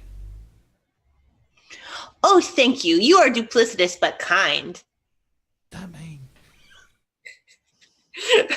mean? What does that mean? Duplicitous, like you're like a kind of a liar. liar. You say one thing and you mean the other because you were like trying to tease fake them out about the bow. And they say, we will wake the Reaper and explain that you are the nice ones and you are not the ones that smelt like burnt meat. And you will bring back our sister and all will be well. Thank you. What do we call you? Little snakies. The Reaper calls us daughter. You wouldn't be our daughter, though. What would we be? Snake friends. Okay. Thank you, snake friends. We will see you soon. Oh, how do we get in through the gate without stabbing ourselves in the hand? Oh. The Reaper has to be awake for that. Maybe you can use that big shiny thing. And they kind of look at the giant sword. It took someone off the wall. Can it open a gate? Potentially. Should probably knock on a gate. Okay. All right. What do we? As we head. Well, I assume we're going to head back to the gate. Yeah. Yeah. As you go What do past. we do with this one? What do you do with this? Yeah. Do we just put it back on the wall. Yes.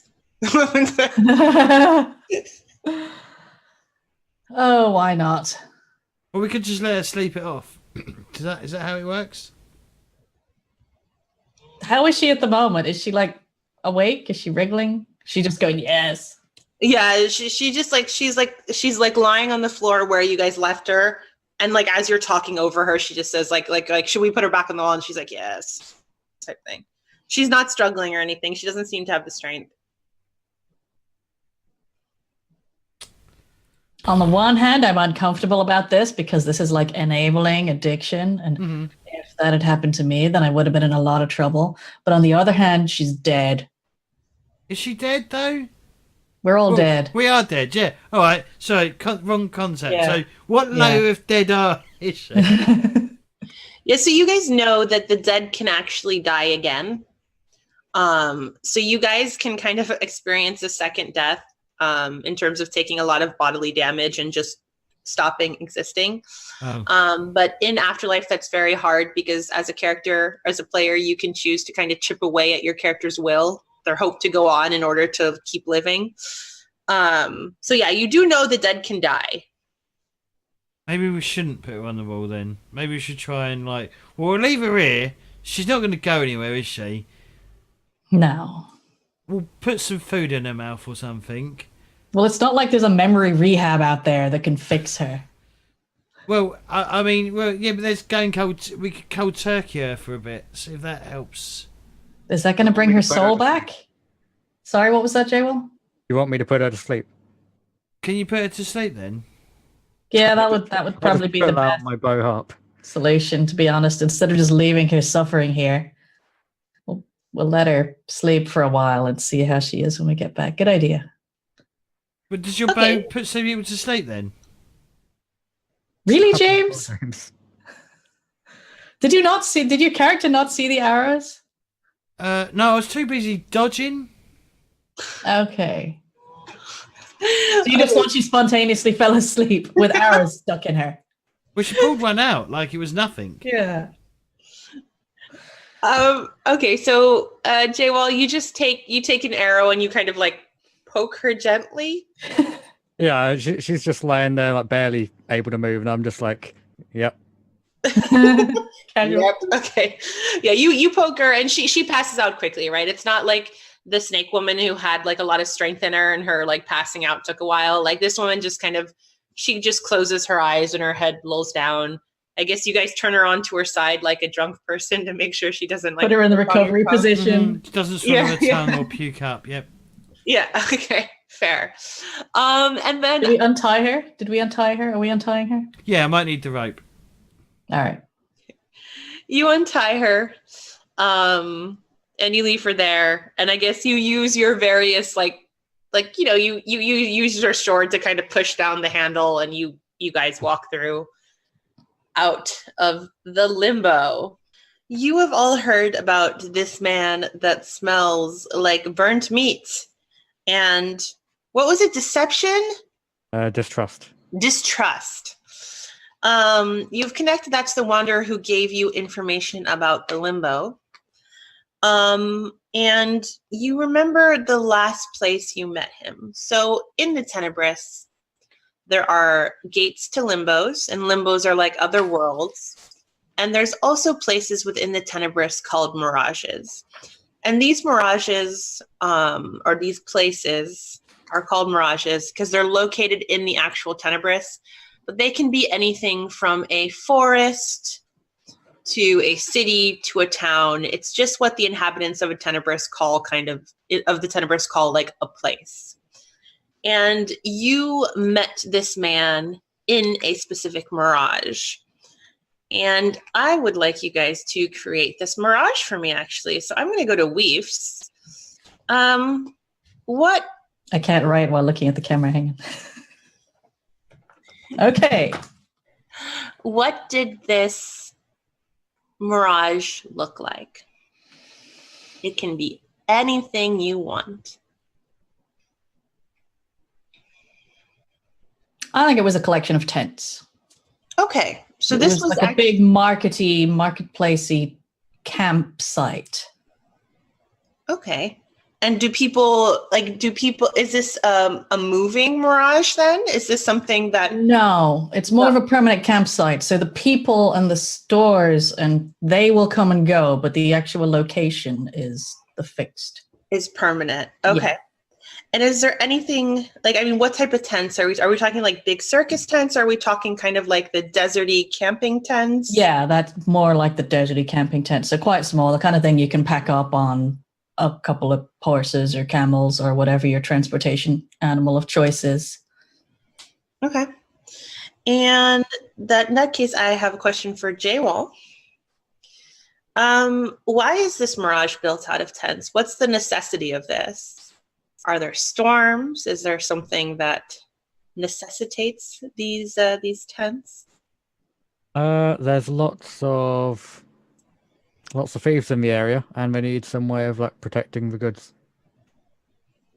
So Okay. have them in the tents. They put them in the tents. So there's, okay, so the tents are there to kind of protect the goods from thieves who are in the area. All right. And what are the thieves like? Who are these thieves? The thieves are like other people like us. Other wanderers. Other wanderers, yep. Probably smell like burnt meat and distrust to the snakes. Yeah, so they're just in probably like in search of their own memories as well. Okay. And That, to the point where they've kind of Wanderers become like- raiders. Yeah. Fair. James, besides for wanderers, there are other inhabitants Mhm. of the Tenebris who aren't wholly human. But Right. for them, their lives are pretty normal, right? Like there's wanderers who think that this might be some type of afterlife and they come here and that's just normal for these people. But there's also special inhabitants of this mirage. What do they look like?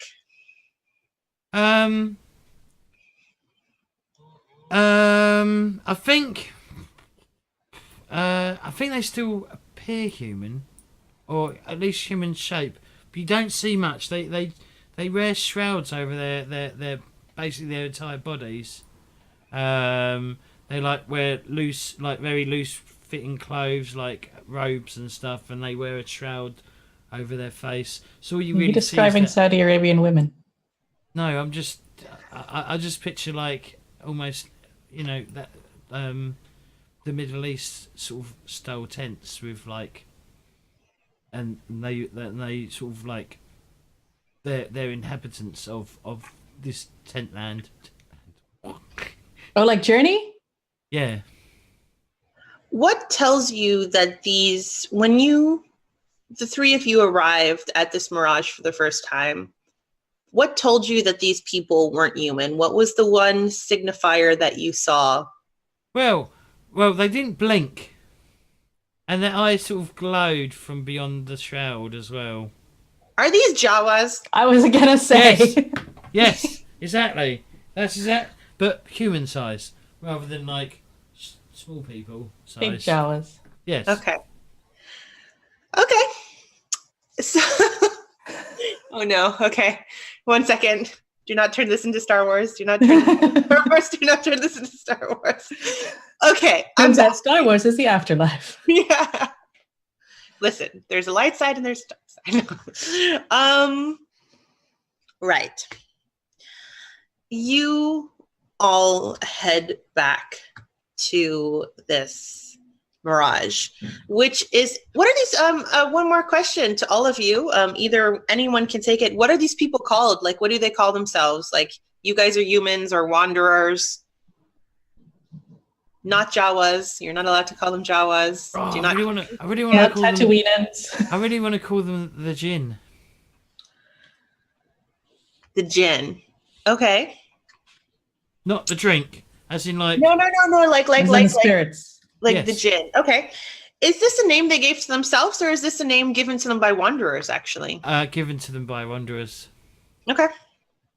So the wanderers call these people the Jinn. The Jinn live amongst some wanderers, and of course there's raiders as well. So they hide all their goods within these tents, which are always kind of bigger on the inside, because that is awesome. Actually, there's a police box as well, but no, that's a different mirage. No. You all head back to this mirage in search of this man who smells like burnt meat. How are you going about this investigation? It's a large outcropping of tents. well, It's nighttime. I reckon he told us his name. Did he? Yeah, What was his name? Ash. Ash. All right. So you're searching for Ash. So you're just going to go up to somebody and ask around for them. Basically, it's nighttime in the Tenebris. There's no celestial bodies. So any light you get is from fire. So you see this mirage from a distance. You see that there's large fires kind of stoked in the middle. And most of the jinn and some of the wanderers who are welcome in this mirage, they're all sitting around the fire. They're talking with one another in quiet voices. Of course, there's still tents which are open to sell wares, but most people are just relaxing for the evening. I figure it would be wise to start where they cook the food over campfires, anywhere that sells that kind of thing. Okay. So there is a couple of fires going where they are cooking kind of large hanks of meat, you think?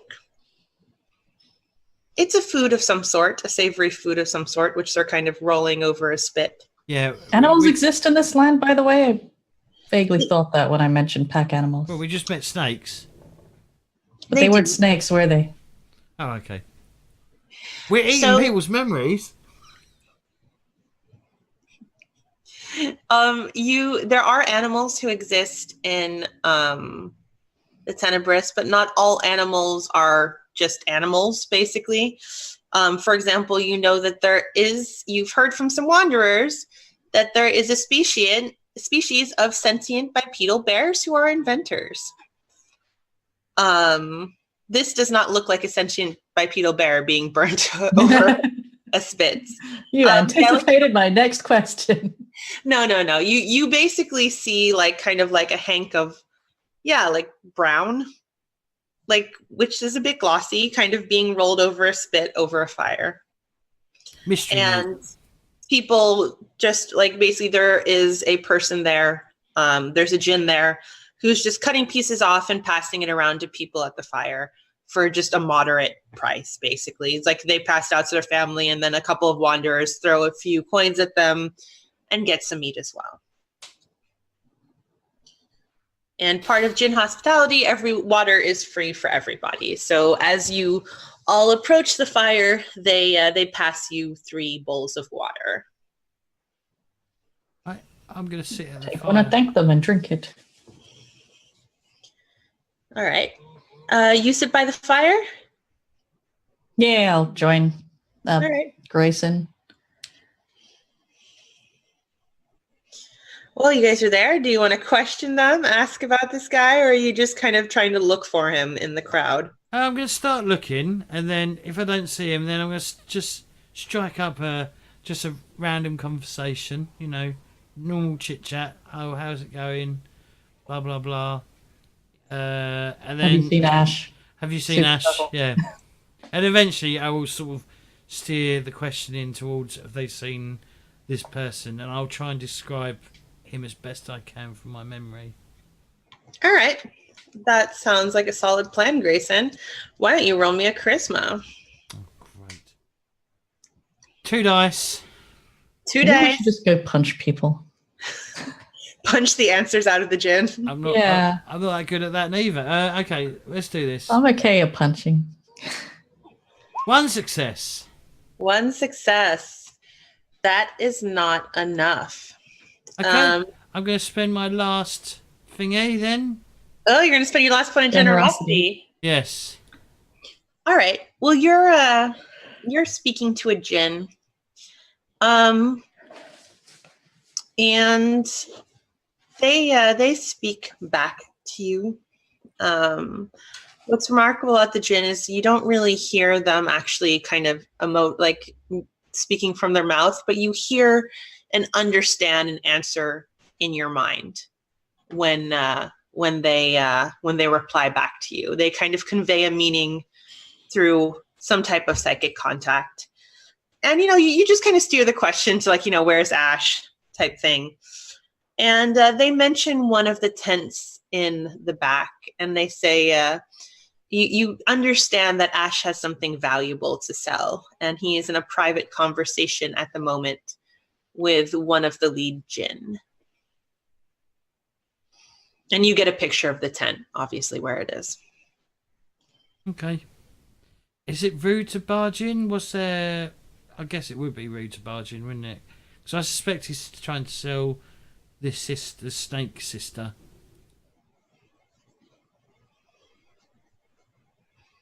So I'm gonna look over at Echo and Harrison. Is it Harrison? Harper. Okay. And go.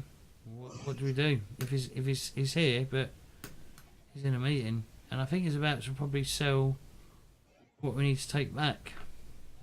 Well, we better go stop him. Well, will that not be breaking like laws around here? I mean, it depends how we go about doing it. Right. I'm gonna turn back to one of the djinn and say we need to speak to him now. It's an urgent matter that we need to talk to him. It's in your mind. You get a picture of the tent again, like kind of a shrug from the djinn. I'm not his keeper. Yeah, right. Yeah, that's the exact shrug. All right. Okay, well, I'll head over there. I'll head over to the exact tent it is. All right, we'll follow you. Yeah. I assume I can pick out which tent it is if they've given me an image in my head. Yeah. So you also got the conveying idea that that Ash was speaking to someone important. So indeed, it's easy for you to find the tent because something about the sense in which you got is keyed into your senses, at least the senses that you use. So sight, the main sense you use, sorry. And you come kind of towards the end of this mirage where there's a few larger tents set up. And you see kind of to your left, you turn, and in front of a small fire, basically, which is smoldering at this point, is the exact tent that you saw in your mind. The tent Flappy is closed, and you see a dim light shining from within, just through the slit of the tent. Can I look through the slit of the tent? You do a peek. I'd like awareness check from you. Are you doing this? Are you trying to do this stealthily, or are you just looking through? Well, if I need to not be spotted, then I'm going to slink into the shadows and become one with them. Cool. In that case, you get a +1 to your dexterity check. Oh wow! So is it dexterity then? Yes. Yeah, dexterity plus your body, so you have 4 dice. Woohoo! 3 successes. Cool. What does this look like? Do you literally just like pop in one shadow, pop out the other, or do you kind of like subsume yourself in shadow, or? I become a shadow. Okay, so you just are like. I literally become. Yeah, I become 2D. I become a shadow on the ground. Okay, like Peter Pan style. Yes. Like, cool. All right. You walk up to the slit in the door, and you peek through. And when you look through, you realize that you're looking down a very long hallway. And on either side of the hallway, there's various doors. And you see kind of one large door at the end with some writing on it. Some kind of writing that you can't read very well. You don't think it's in a language you understand. All right. And it's a brightly lit hallway, by the way. Can I slip through the crack? I mean, I don't know how this works. If I'm 2D, can I just slip through the crack? Yeah.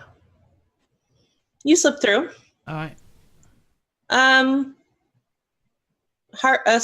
Grayson and Harper and Echo, you see this happening. Would you like to follow or do you hang back? I'm hanging back and watching the entrance in the hallway through the crack, but mostly the outside. Yeah, I'll hang back as well for now. Okay. Where are you gonna go, Grayson, in this hallway? Well, I want to I'm going to listen for voices. An awareness check, please.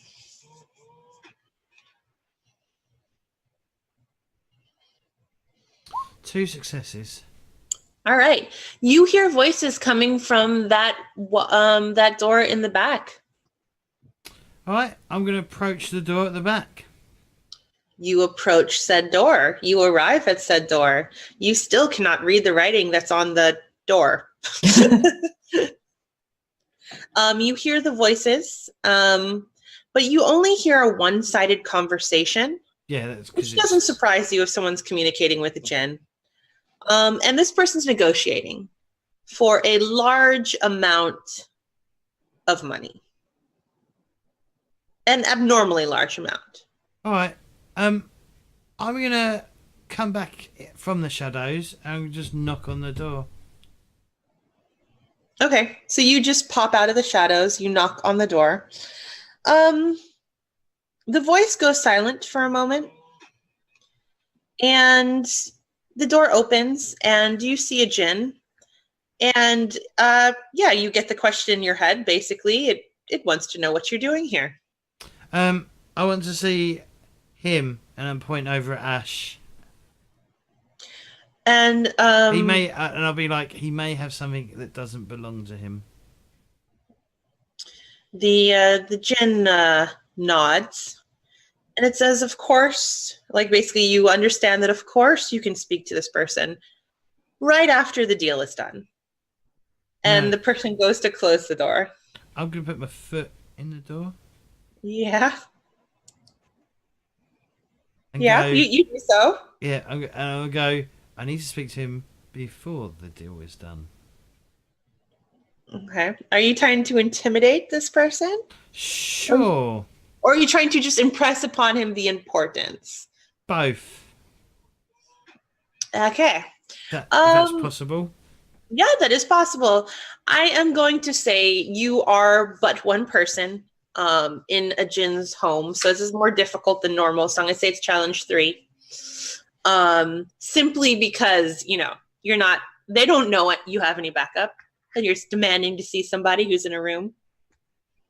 Can we hear or see this? Because I was keeping an eye on the crack, but not trying to look too suspiciously. You hear, so this is a long hallway, right? So you don't hear the exact conversation that's happening, but you hear the murmurs, because it's still, even though it's a small tent that it's bigger on the inside. Yeah. So I know that Grayson is talking to someone. Yeah. And I can hear if voices are getting raised in anger. Yeah. Wow, we're in Snoopy.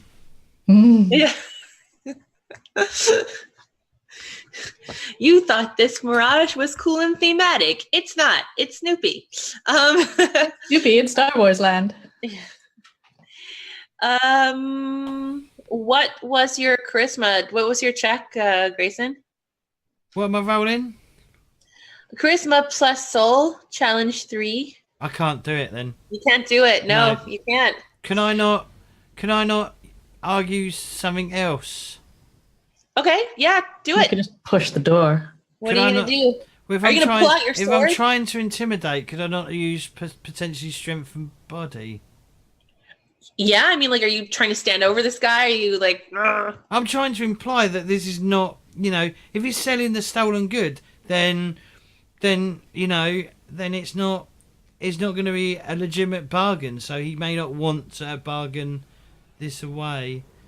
I don't know if you can do that with just bigging yourself. What up. are your actions though? Yeah, are you standing up? I'm puffing myself up a bit. I can blow Yeah, through. so I mean, like, if you're physically intimidating this guy, and if you're like, if I can't, like, if you're implying, like, if I can't speak to this guy, I'm gonna beat you up, then I would argue, yeah, sure, strength Oh, works. I don't want to beat him up.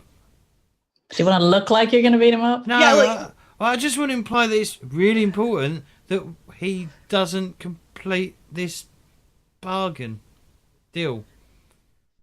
I mean, I would still say that's charisma, right? Like using your body. Right. Well, okay. Well, I can't. Well, then I'll just step away. Then I'll let the door close Okay. because I can't do anything. And I'm going to walk down the back of the corridor and go. Right. Someone else needs. I can't. I can't persuade them to let me in before the deal's complete. And I reckon he's selling what we need to get back. Just saying, it's something important, and put 2 and 2 together, and you get 4. Do you know what I mean? Or snake daughter. So you're saying they're selling something, and therefore it must be the thing we're looking for. It's something important.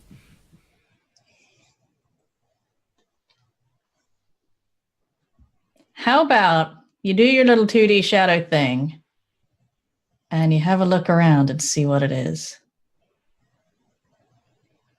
And we'll be outside the door ready to burst in if it is the snake. Or we could hide somewhere and try and take it out of his pocket when the exchange happens. All right. Well, all right. I'll go in there then and see what is being exchanged. I don't want to be, starting a fight and find out, like, actually he's selling some sort of rare meat. Well, exactly. Unless it's baby snake meat, in which case. It could be baby snake meat. Okay. How often can I shadow self? Is that like once? You can do that again. I'm gonna ask for another stealth roll because you've come out and come in though. So like another dexterity check. You can do it as many times as you want.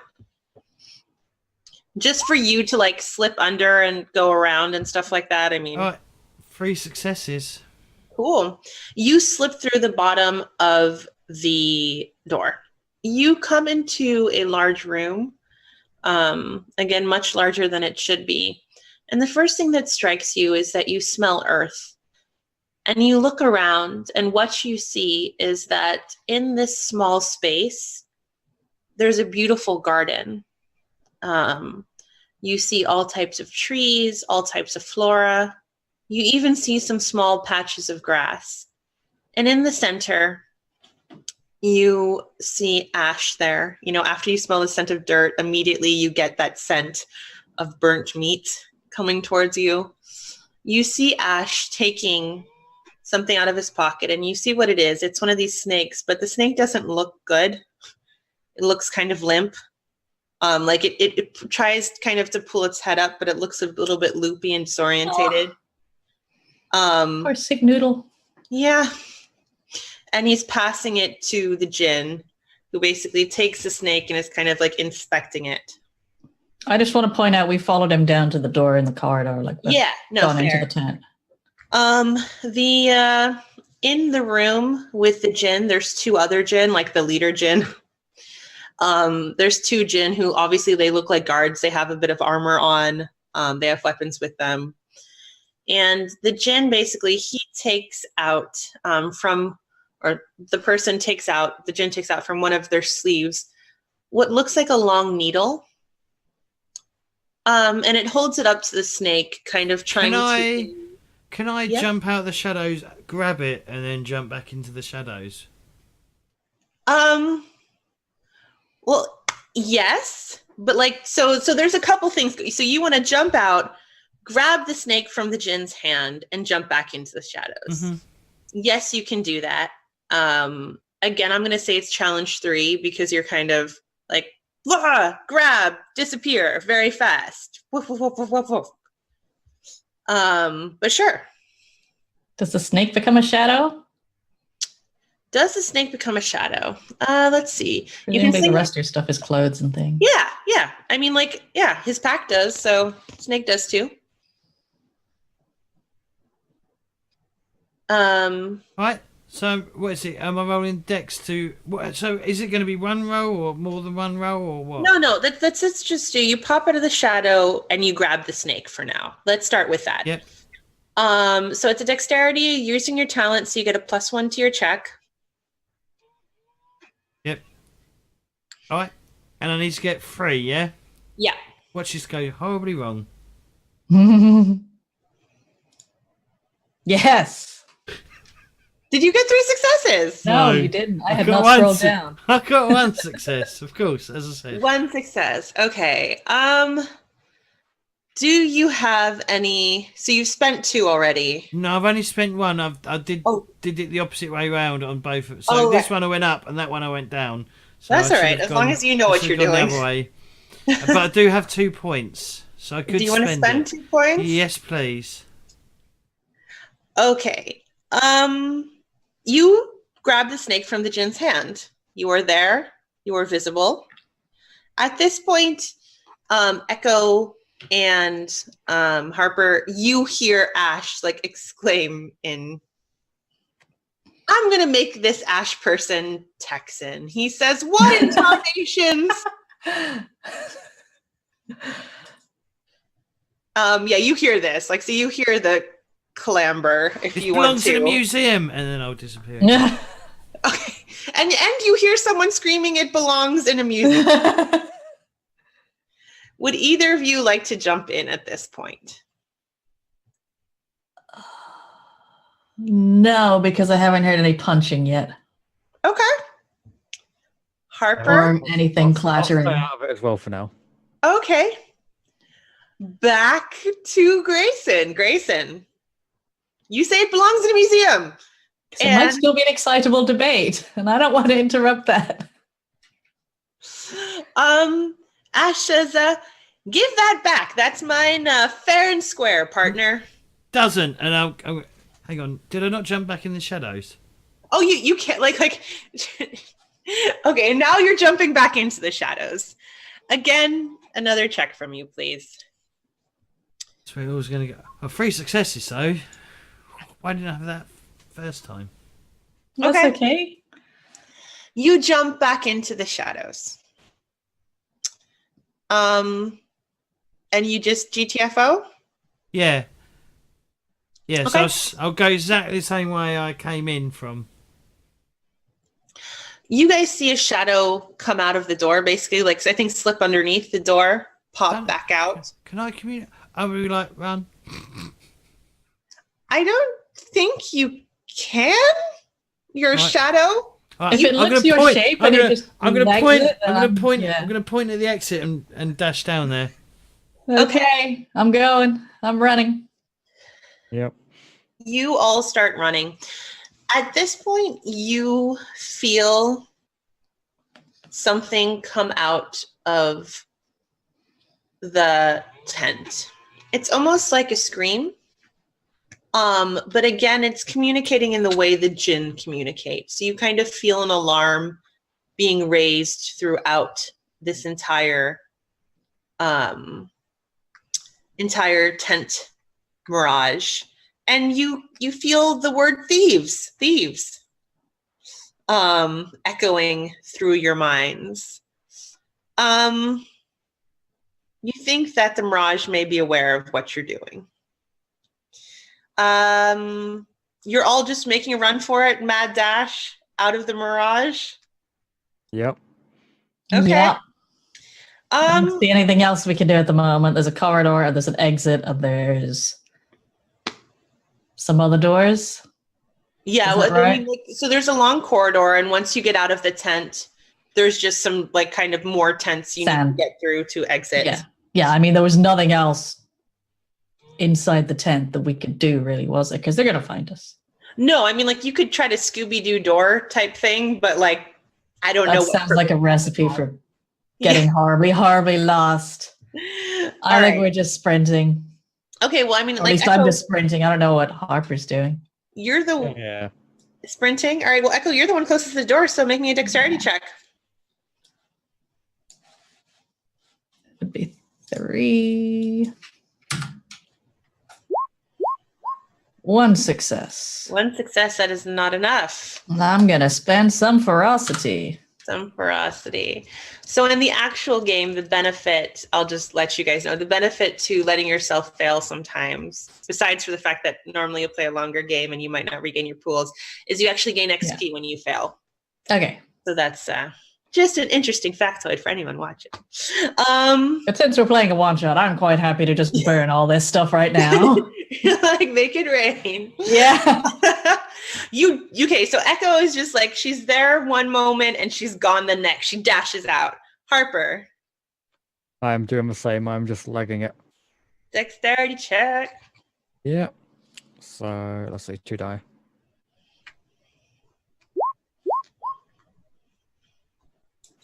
I needed 2 successes, didn't I? Yeah. Yeah. Yep. I will spend a ferocity. All right, you dash out of there too.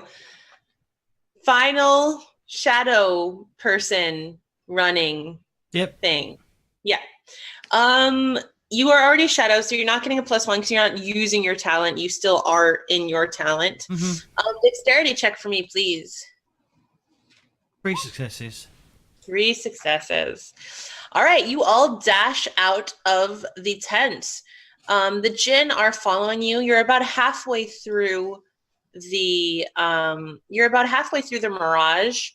When you see more Jinn now who were alerted to your presence, they are searching for you, right? Like, so Grayson, you're a shadow. So I'm going to argue you're pretty hard to find at this point in the middle of the night. But Echo and Harper, are you guys trying to be stealthy in any way, or are you just mad dashing away and running as fast as your legs can carry you type thing?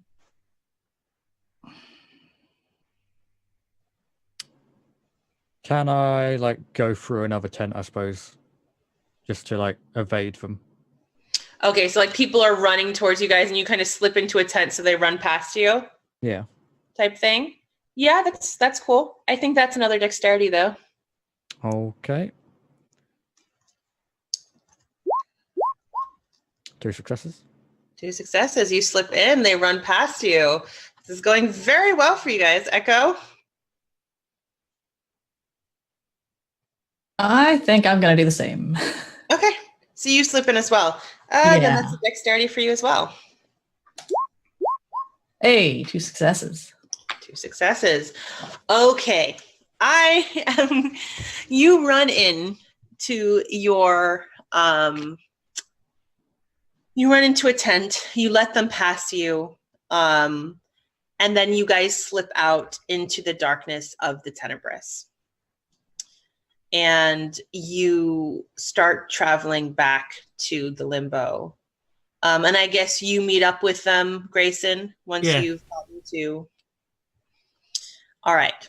So I'll even explain once we're out of there and and we're somewhere away from the Jinn. I'll reform, and I'll be like, they were going to stick it with a needle. I couldn't, and I'll be like, look, this thing looks half dead.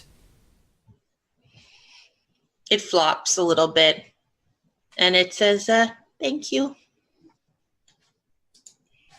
I want to try and heal it. Okay, the heal. So, like, take it and start petting it and talking to it. Okay, so you want to pep it up now? Yeah, pep it up a little. Ailments of the soul. Okay, sure. Assuming it has a soul. Pepping it up. I'd say that's again a charisma. Damn it. Well, yeah, because that's I have 0 charisma. I have a soul thing that I decided was talky instead of just punching things. You should have saved that XP for that non-existent leveling you're gonna do at the end of the session. What did you need? Sorry, have you rolled? No, I haven't rolled yet. I'm trying to figure out if I can make this into an awareness check instead. By talking to the thing and figuring out what it is. Snake. But we could just assume I'm going to fail. And I'm just talking to a noodle. Once per session, give a crew member a +1 to one of their concept pools. So I'll give you +1 to one of your concept pools. Yay! Yeah. So then you can still make a check to see how many successes you get, because you might not need to spend all those points. So you can at least get one. Okay, so I'll roll my 1d6. Yeah, why not? Hey, I got 1 success. How Cool. many do I need? 2. So then you take the +1 from Take James. James's +1, which actually just leaves me on my normal 1 then. Yeah. Okay. Okay.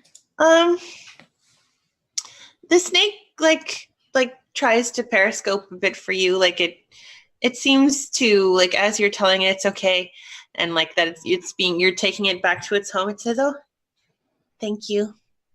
I did not want to turn into a bush." What? What?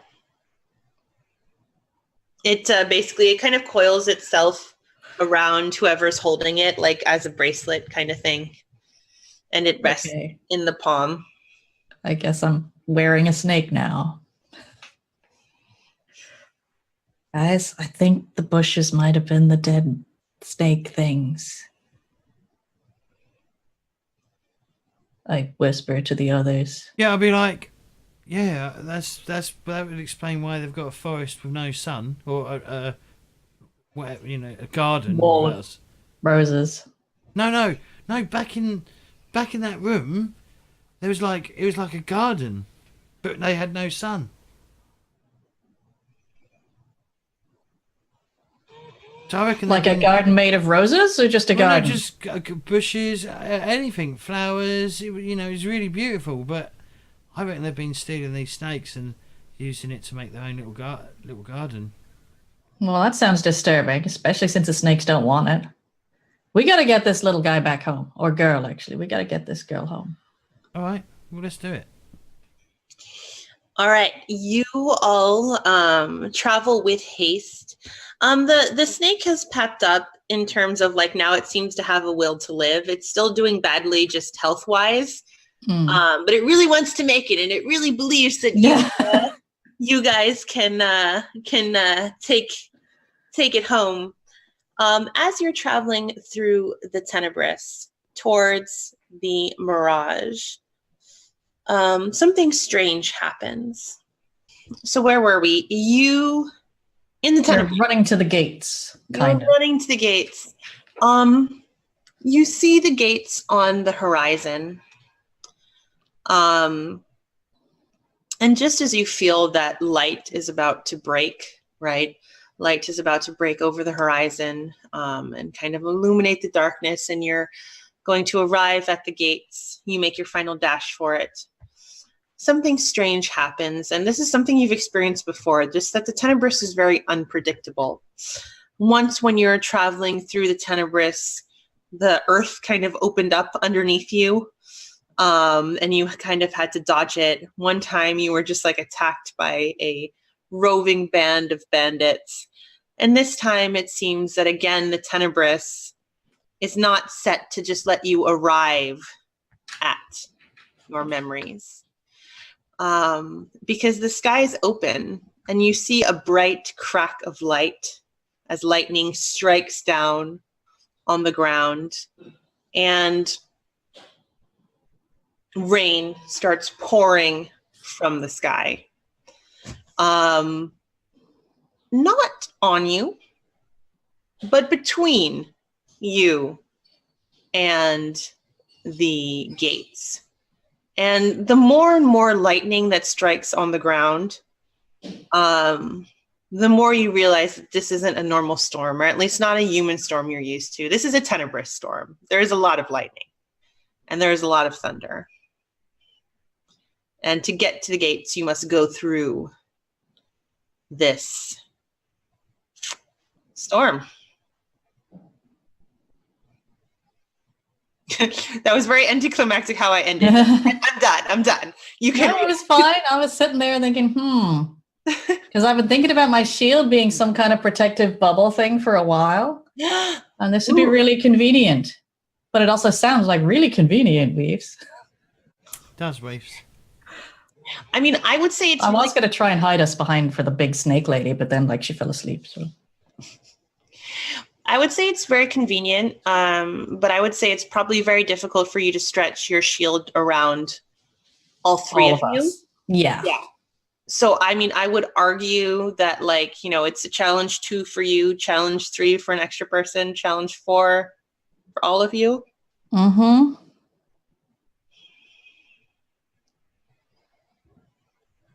I'm But gonna be we like, all don't worry about me then. no, we all need to get our memories. We all want to get our memories. Yeah, but I might be able to like stink over as a 2D object.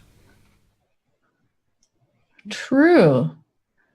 Can rain harm 2D objects? It is quite shadowy. And also, if I become a 2D object and stay within your shield, then I'm not. We could classed just as like an walk extra around on you, maybe. Yeah, exactly.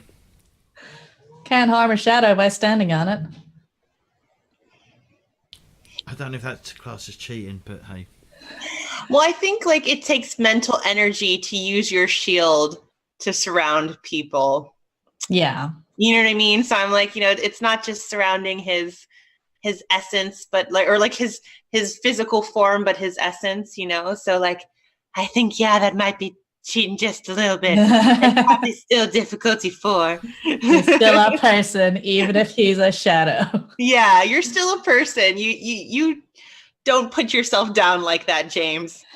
What does death marks mean again? What does map do?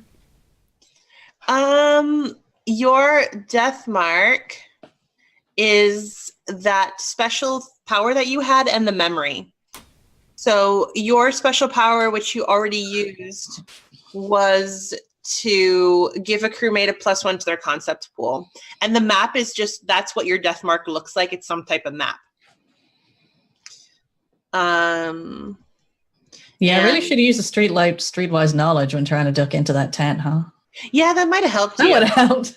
It's not going to help me in the desert with some lightning. No, it's also like Harper did have spend a point of hunger to automatically break into or steal something. I did think about it, but I was like, You just didn't say anything. well, it's probably not a good idea to just barge Let's through let the door Grayson and, do like, this. Yeah. Thanks, wait, Jable. you can go in the shadow. I'm the thief. I'm just going to stand here while he gets the snake for us. So how are you guys getting through this thunderstorm? Did I see something in this quick start about other people being able to help Yes, you did. if they spend a whole bunch, well, like 2 points? Yeah. 2 points. 2 points. 2 points from the appropriate concept pool. So it depends on how they're helping, right? So for example, like let's actually take Grayson, who wants to turn into a shadow. We would then say, yeah, depending on how they're doing it, right? Like if they're kind of like squeezing into your pocket, then I would say like that's 2 points of ferocity. If they're doing it in a different way, it depends on the pool and what they want to, how they want to do that. I would though say that Grayson has no more points of ferocity. But Harper, you are in the position to help with much points. Well, yes. Not really. Well, yes, because I was thinking awareness, because I'm holding up my shield, but I need to know where everybody is to keep them protected. And I need to be paying attention to the lightning and the rain as well. Yeah, I can support you in that then. Okay, so you're gonna spend 2 points of lucidity, and then you are going to assist Grayson by spotting everything. The only thing is that if you assist and you Echo,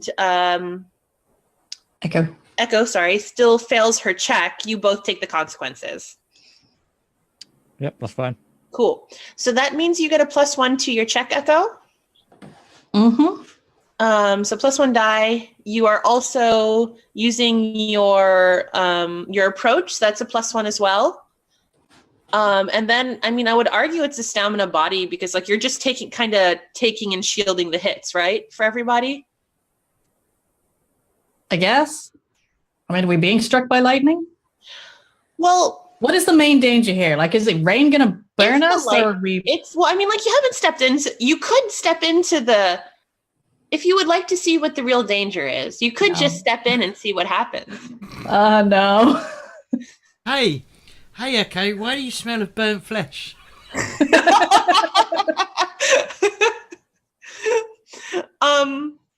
So yeah, I mean, like, you know, you're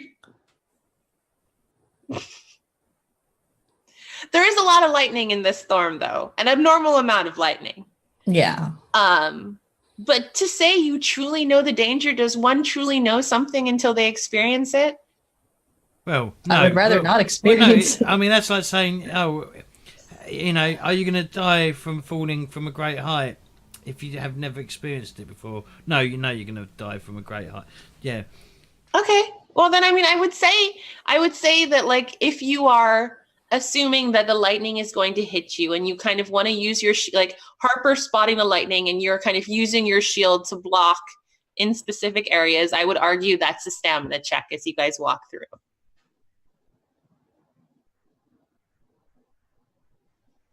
Okay. So that is, you have body 2, stamina 3, stamina 1, so that's 3. You get a +1 from Harper, and you have a +1 from using your shield. So that's 5 dice. That's pretty good. And difficulty 4, yeah. But you still have 1 point of ferocity just in case. Yeah. Come on, Weaves. I think I have 2 because I was putting in the points I have, not the points I've lost in temporary. You guys know how you're tracking. However you're tracking. Ignore James's weird ass way of doing it. Oh, I did both. Yeah, exactly.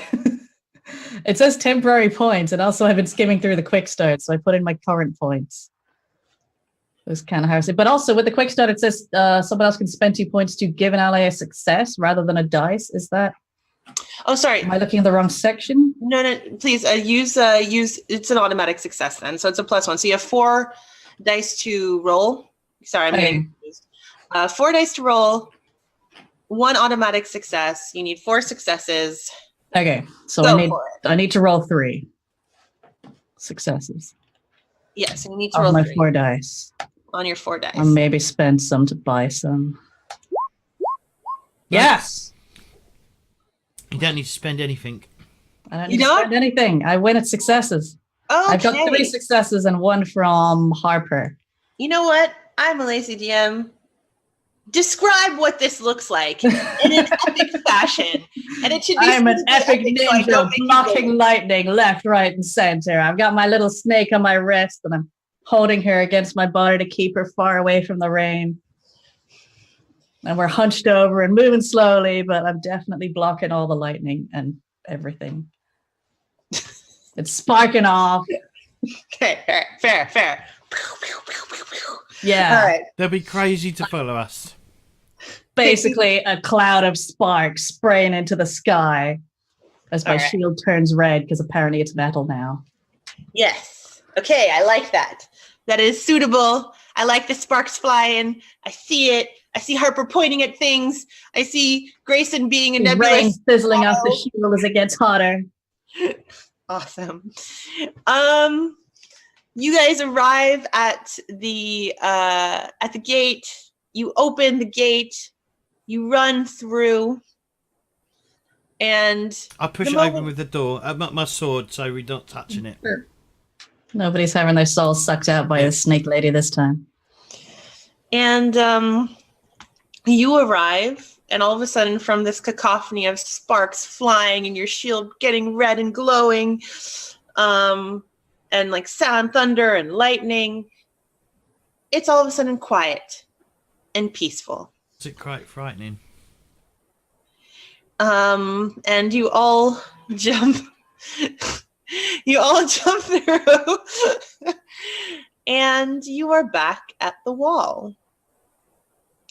And the snake lady is there. She is awake. And she doesn't attack. She just stares intently at the 3 of you.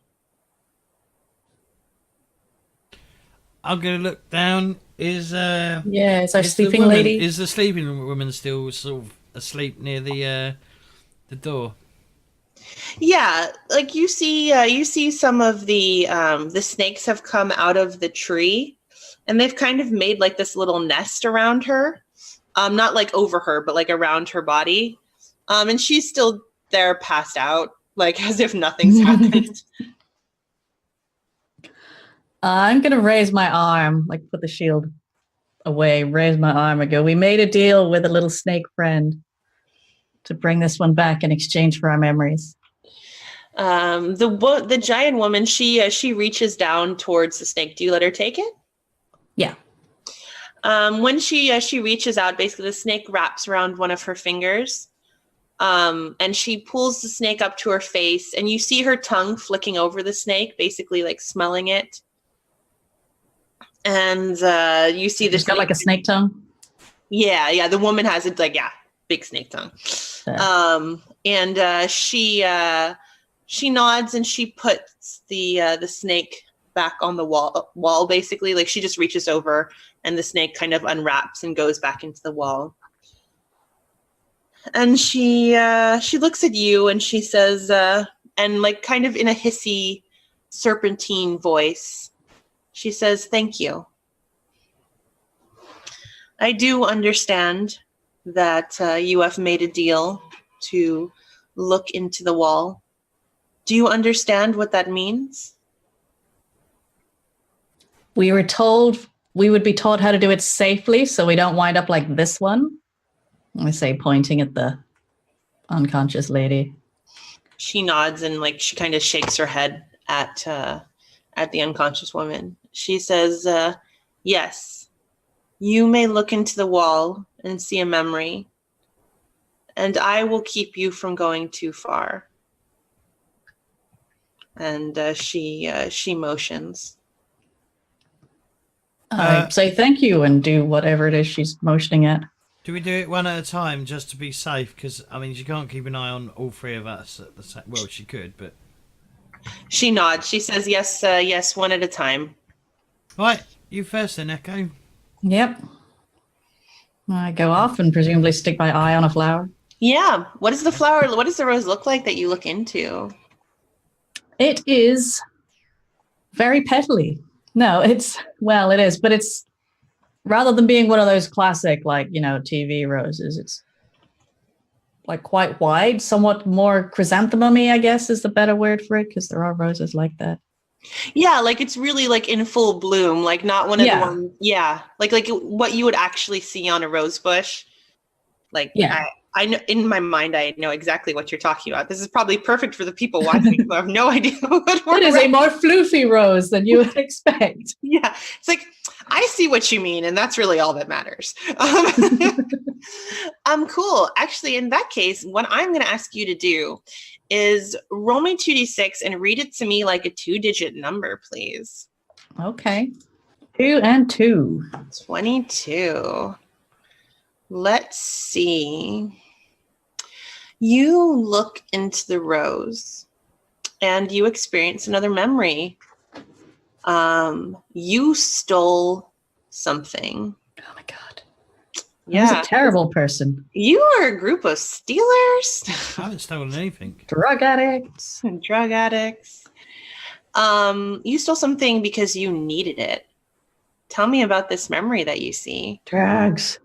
No, stole a thing because I needed. I don't know why I'm writing this down.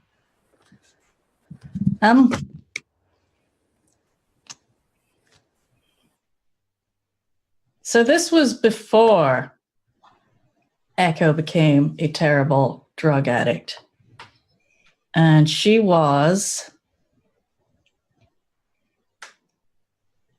I guess, auditioning. I can't remember if that's the right word. Trying out for the team in the first place.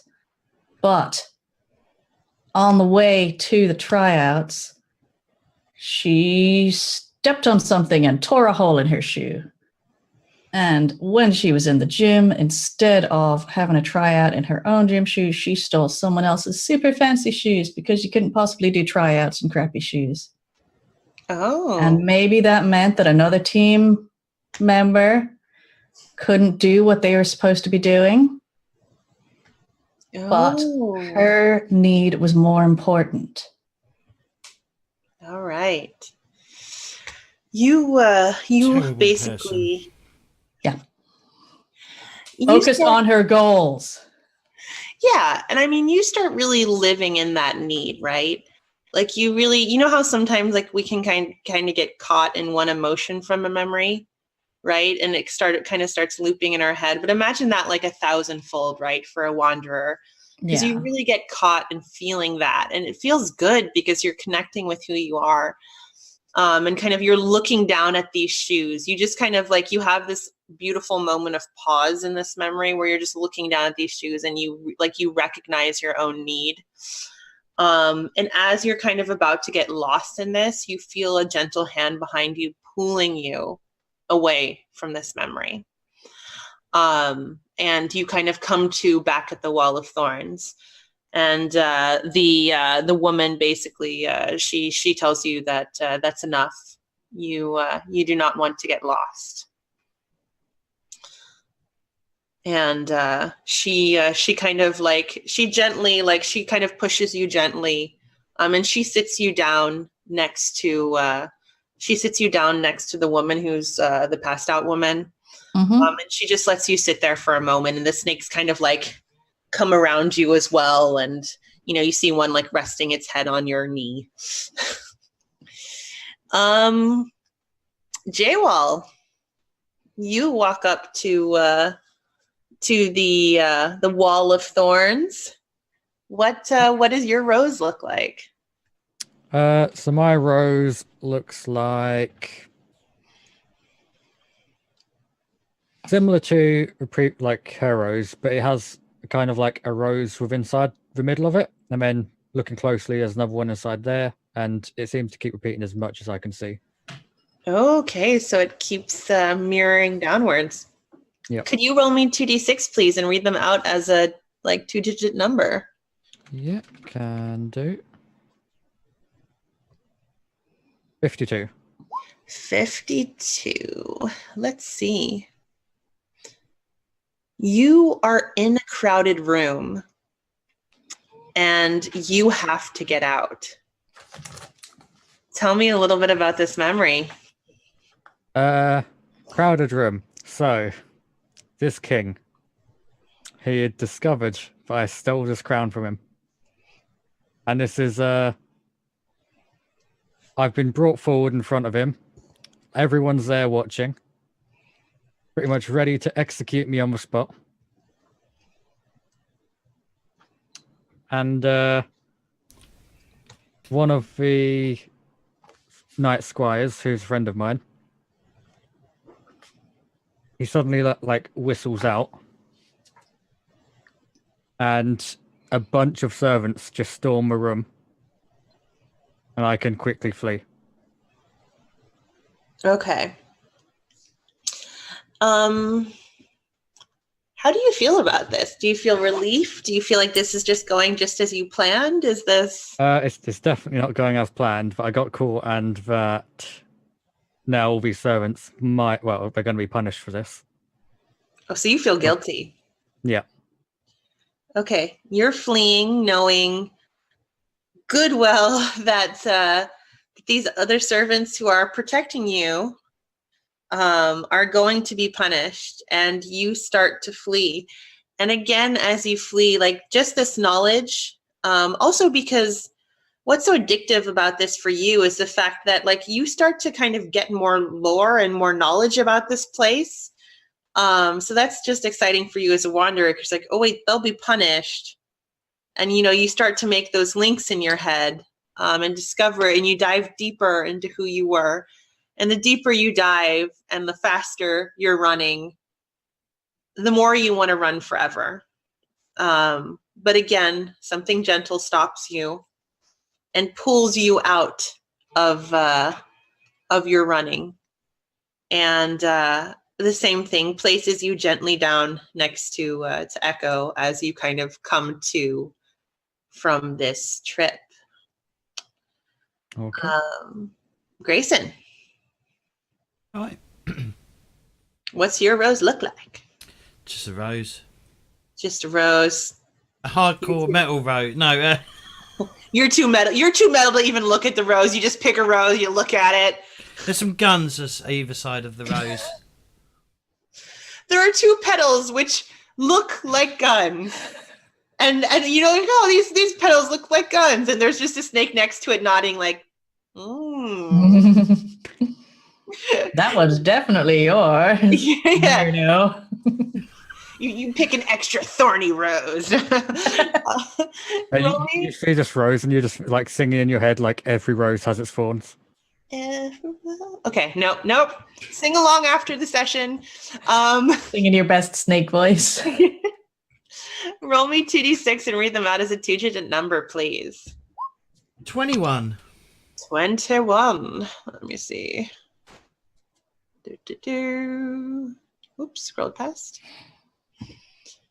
Ooh, you're running from someone more powerful than you are. Tell me about this memory. So it's a memory from probably my late teens, like early 20s, or just before, maybe just after school, you know, after finishing school in the 80s. And my stepfather is chasing me. He's basically accused me of doing something that I haven't done. What? What? What? Being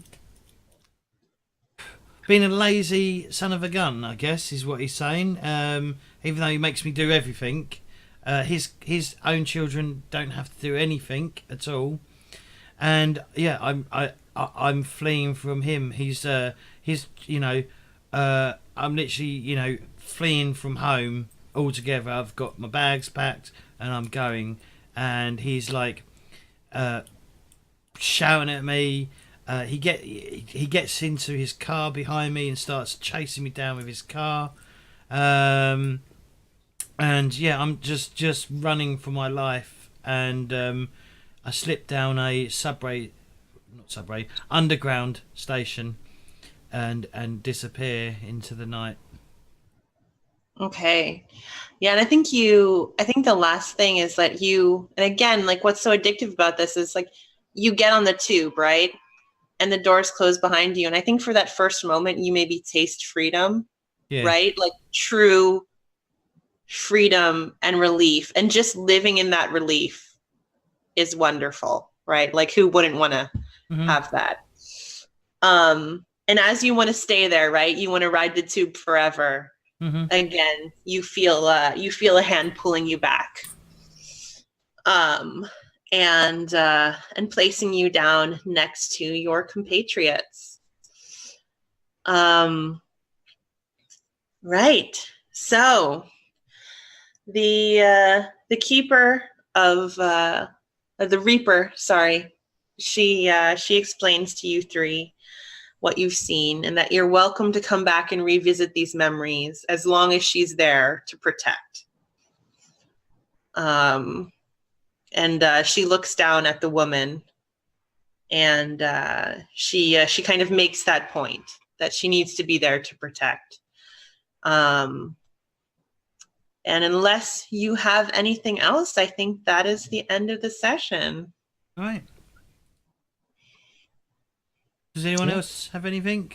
No, that was good. That was a lot of fun. Cool. Well, thank you guys so much for playing. I really appreciate it. Thank you for running it. Thank you. And writing it. Yeah, thank you for running and writing it. Yeah. All right. So I'm going to do wrap up now. So what I'm going to do is get people to shout themselves out. So we'll start with Liz. We'll start with you. No, you don't know what you're doing. Weefs, you go first, and then you can pick up ideas.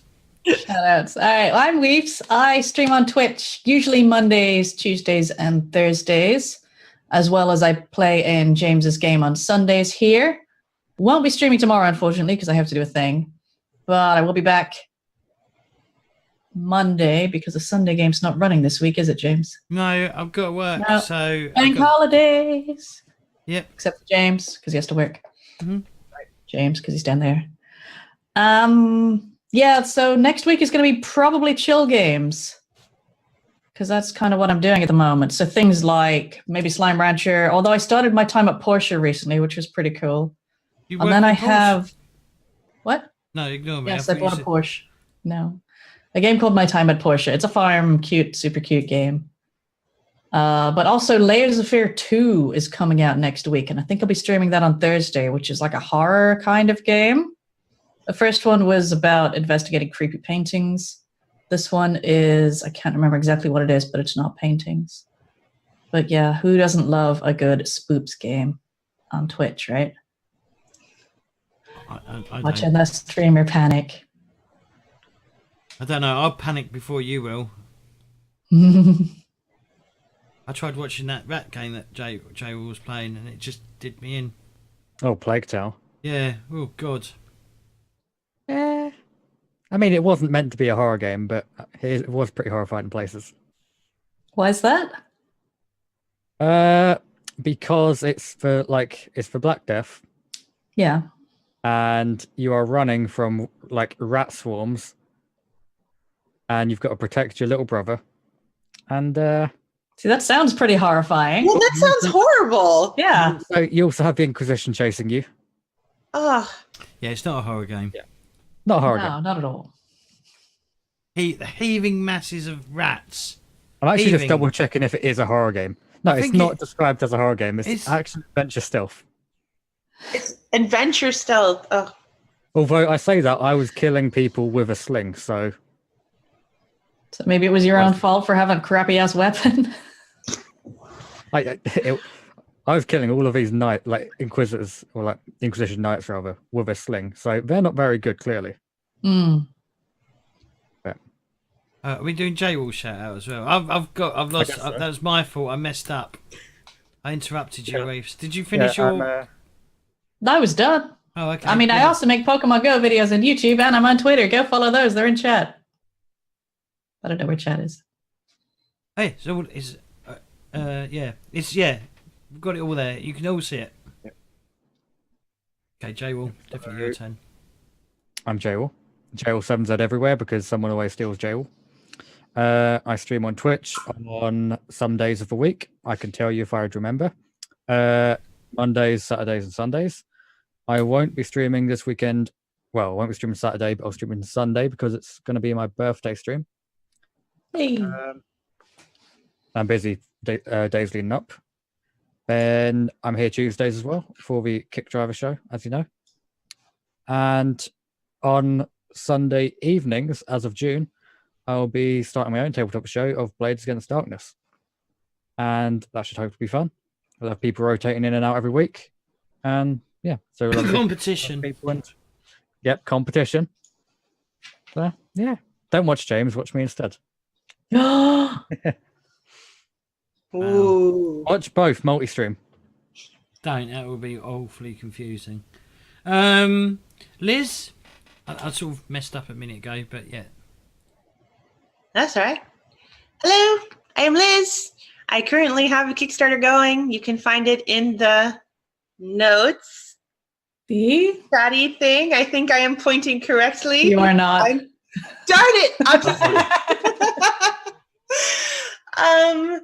If you're interested to hear more about all the other games we have, you can check out our website. I run a company. It's angryhamsterpublishing.com. We are also on Twitter at angryhamsterrpg. That's it. Thank you so much for watching. I put your own Twitter up. Sorry. Oh, that's fine. You can also follow me on my own Twitter, EpicXCloth, and I retweet everything that my company tweets. So, you know, shameless self-promotion. You'll find things there. Oh, you got a website as well. All right, I forgot that. Anything else? No, that's it. All right. So if you want to support the channel, guys, and you enjoyed it at all and want to keep this, not keep it running, but help run it, do think about subscribing to me on Twitch, or if you're watching us on YouTube, do consider to like and subscribe to the channel and possibly share the video with your friends and stuff. And also, if you're feeling particularly generous, do consider my Patreon that I have going. Other than that, check out my social medias. We've got a Discord channel where you'll find us all. You'll be able to probably DM us or message us in the RPG chat.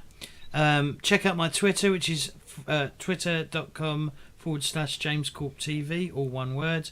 And the Facebook link is in the description below or in the chat. And if you're not following me on YouTube, consider following me at YouTube, which is youtube.com/JamesCorp. And then if you're watching this on YouTube and you're not following me on Twitch, then follow me on Twitch. But everything will be in the links. I've got Follow lots of everywhere. links. Follow me everywhere because you'll find out what I'm doing. Support the channel. Small straw streamers. Straw streamers. Straw streamers. Straw streamers, yeah. Small streamers. Anyway, Support great streamers. I'm a great streamer. I like to think I am, sort of. That's what I'm saying. So, other than that, I'd like to thank Liz for running the game and giving us some 4 hours of fun. And I'd like to thank the two players, Weaves and Matt, for joining me on today's sort of out of order Kickdriver. But other than that, I'd like to say thank you and good night. Good night. Good night. Bye.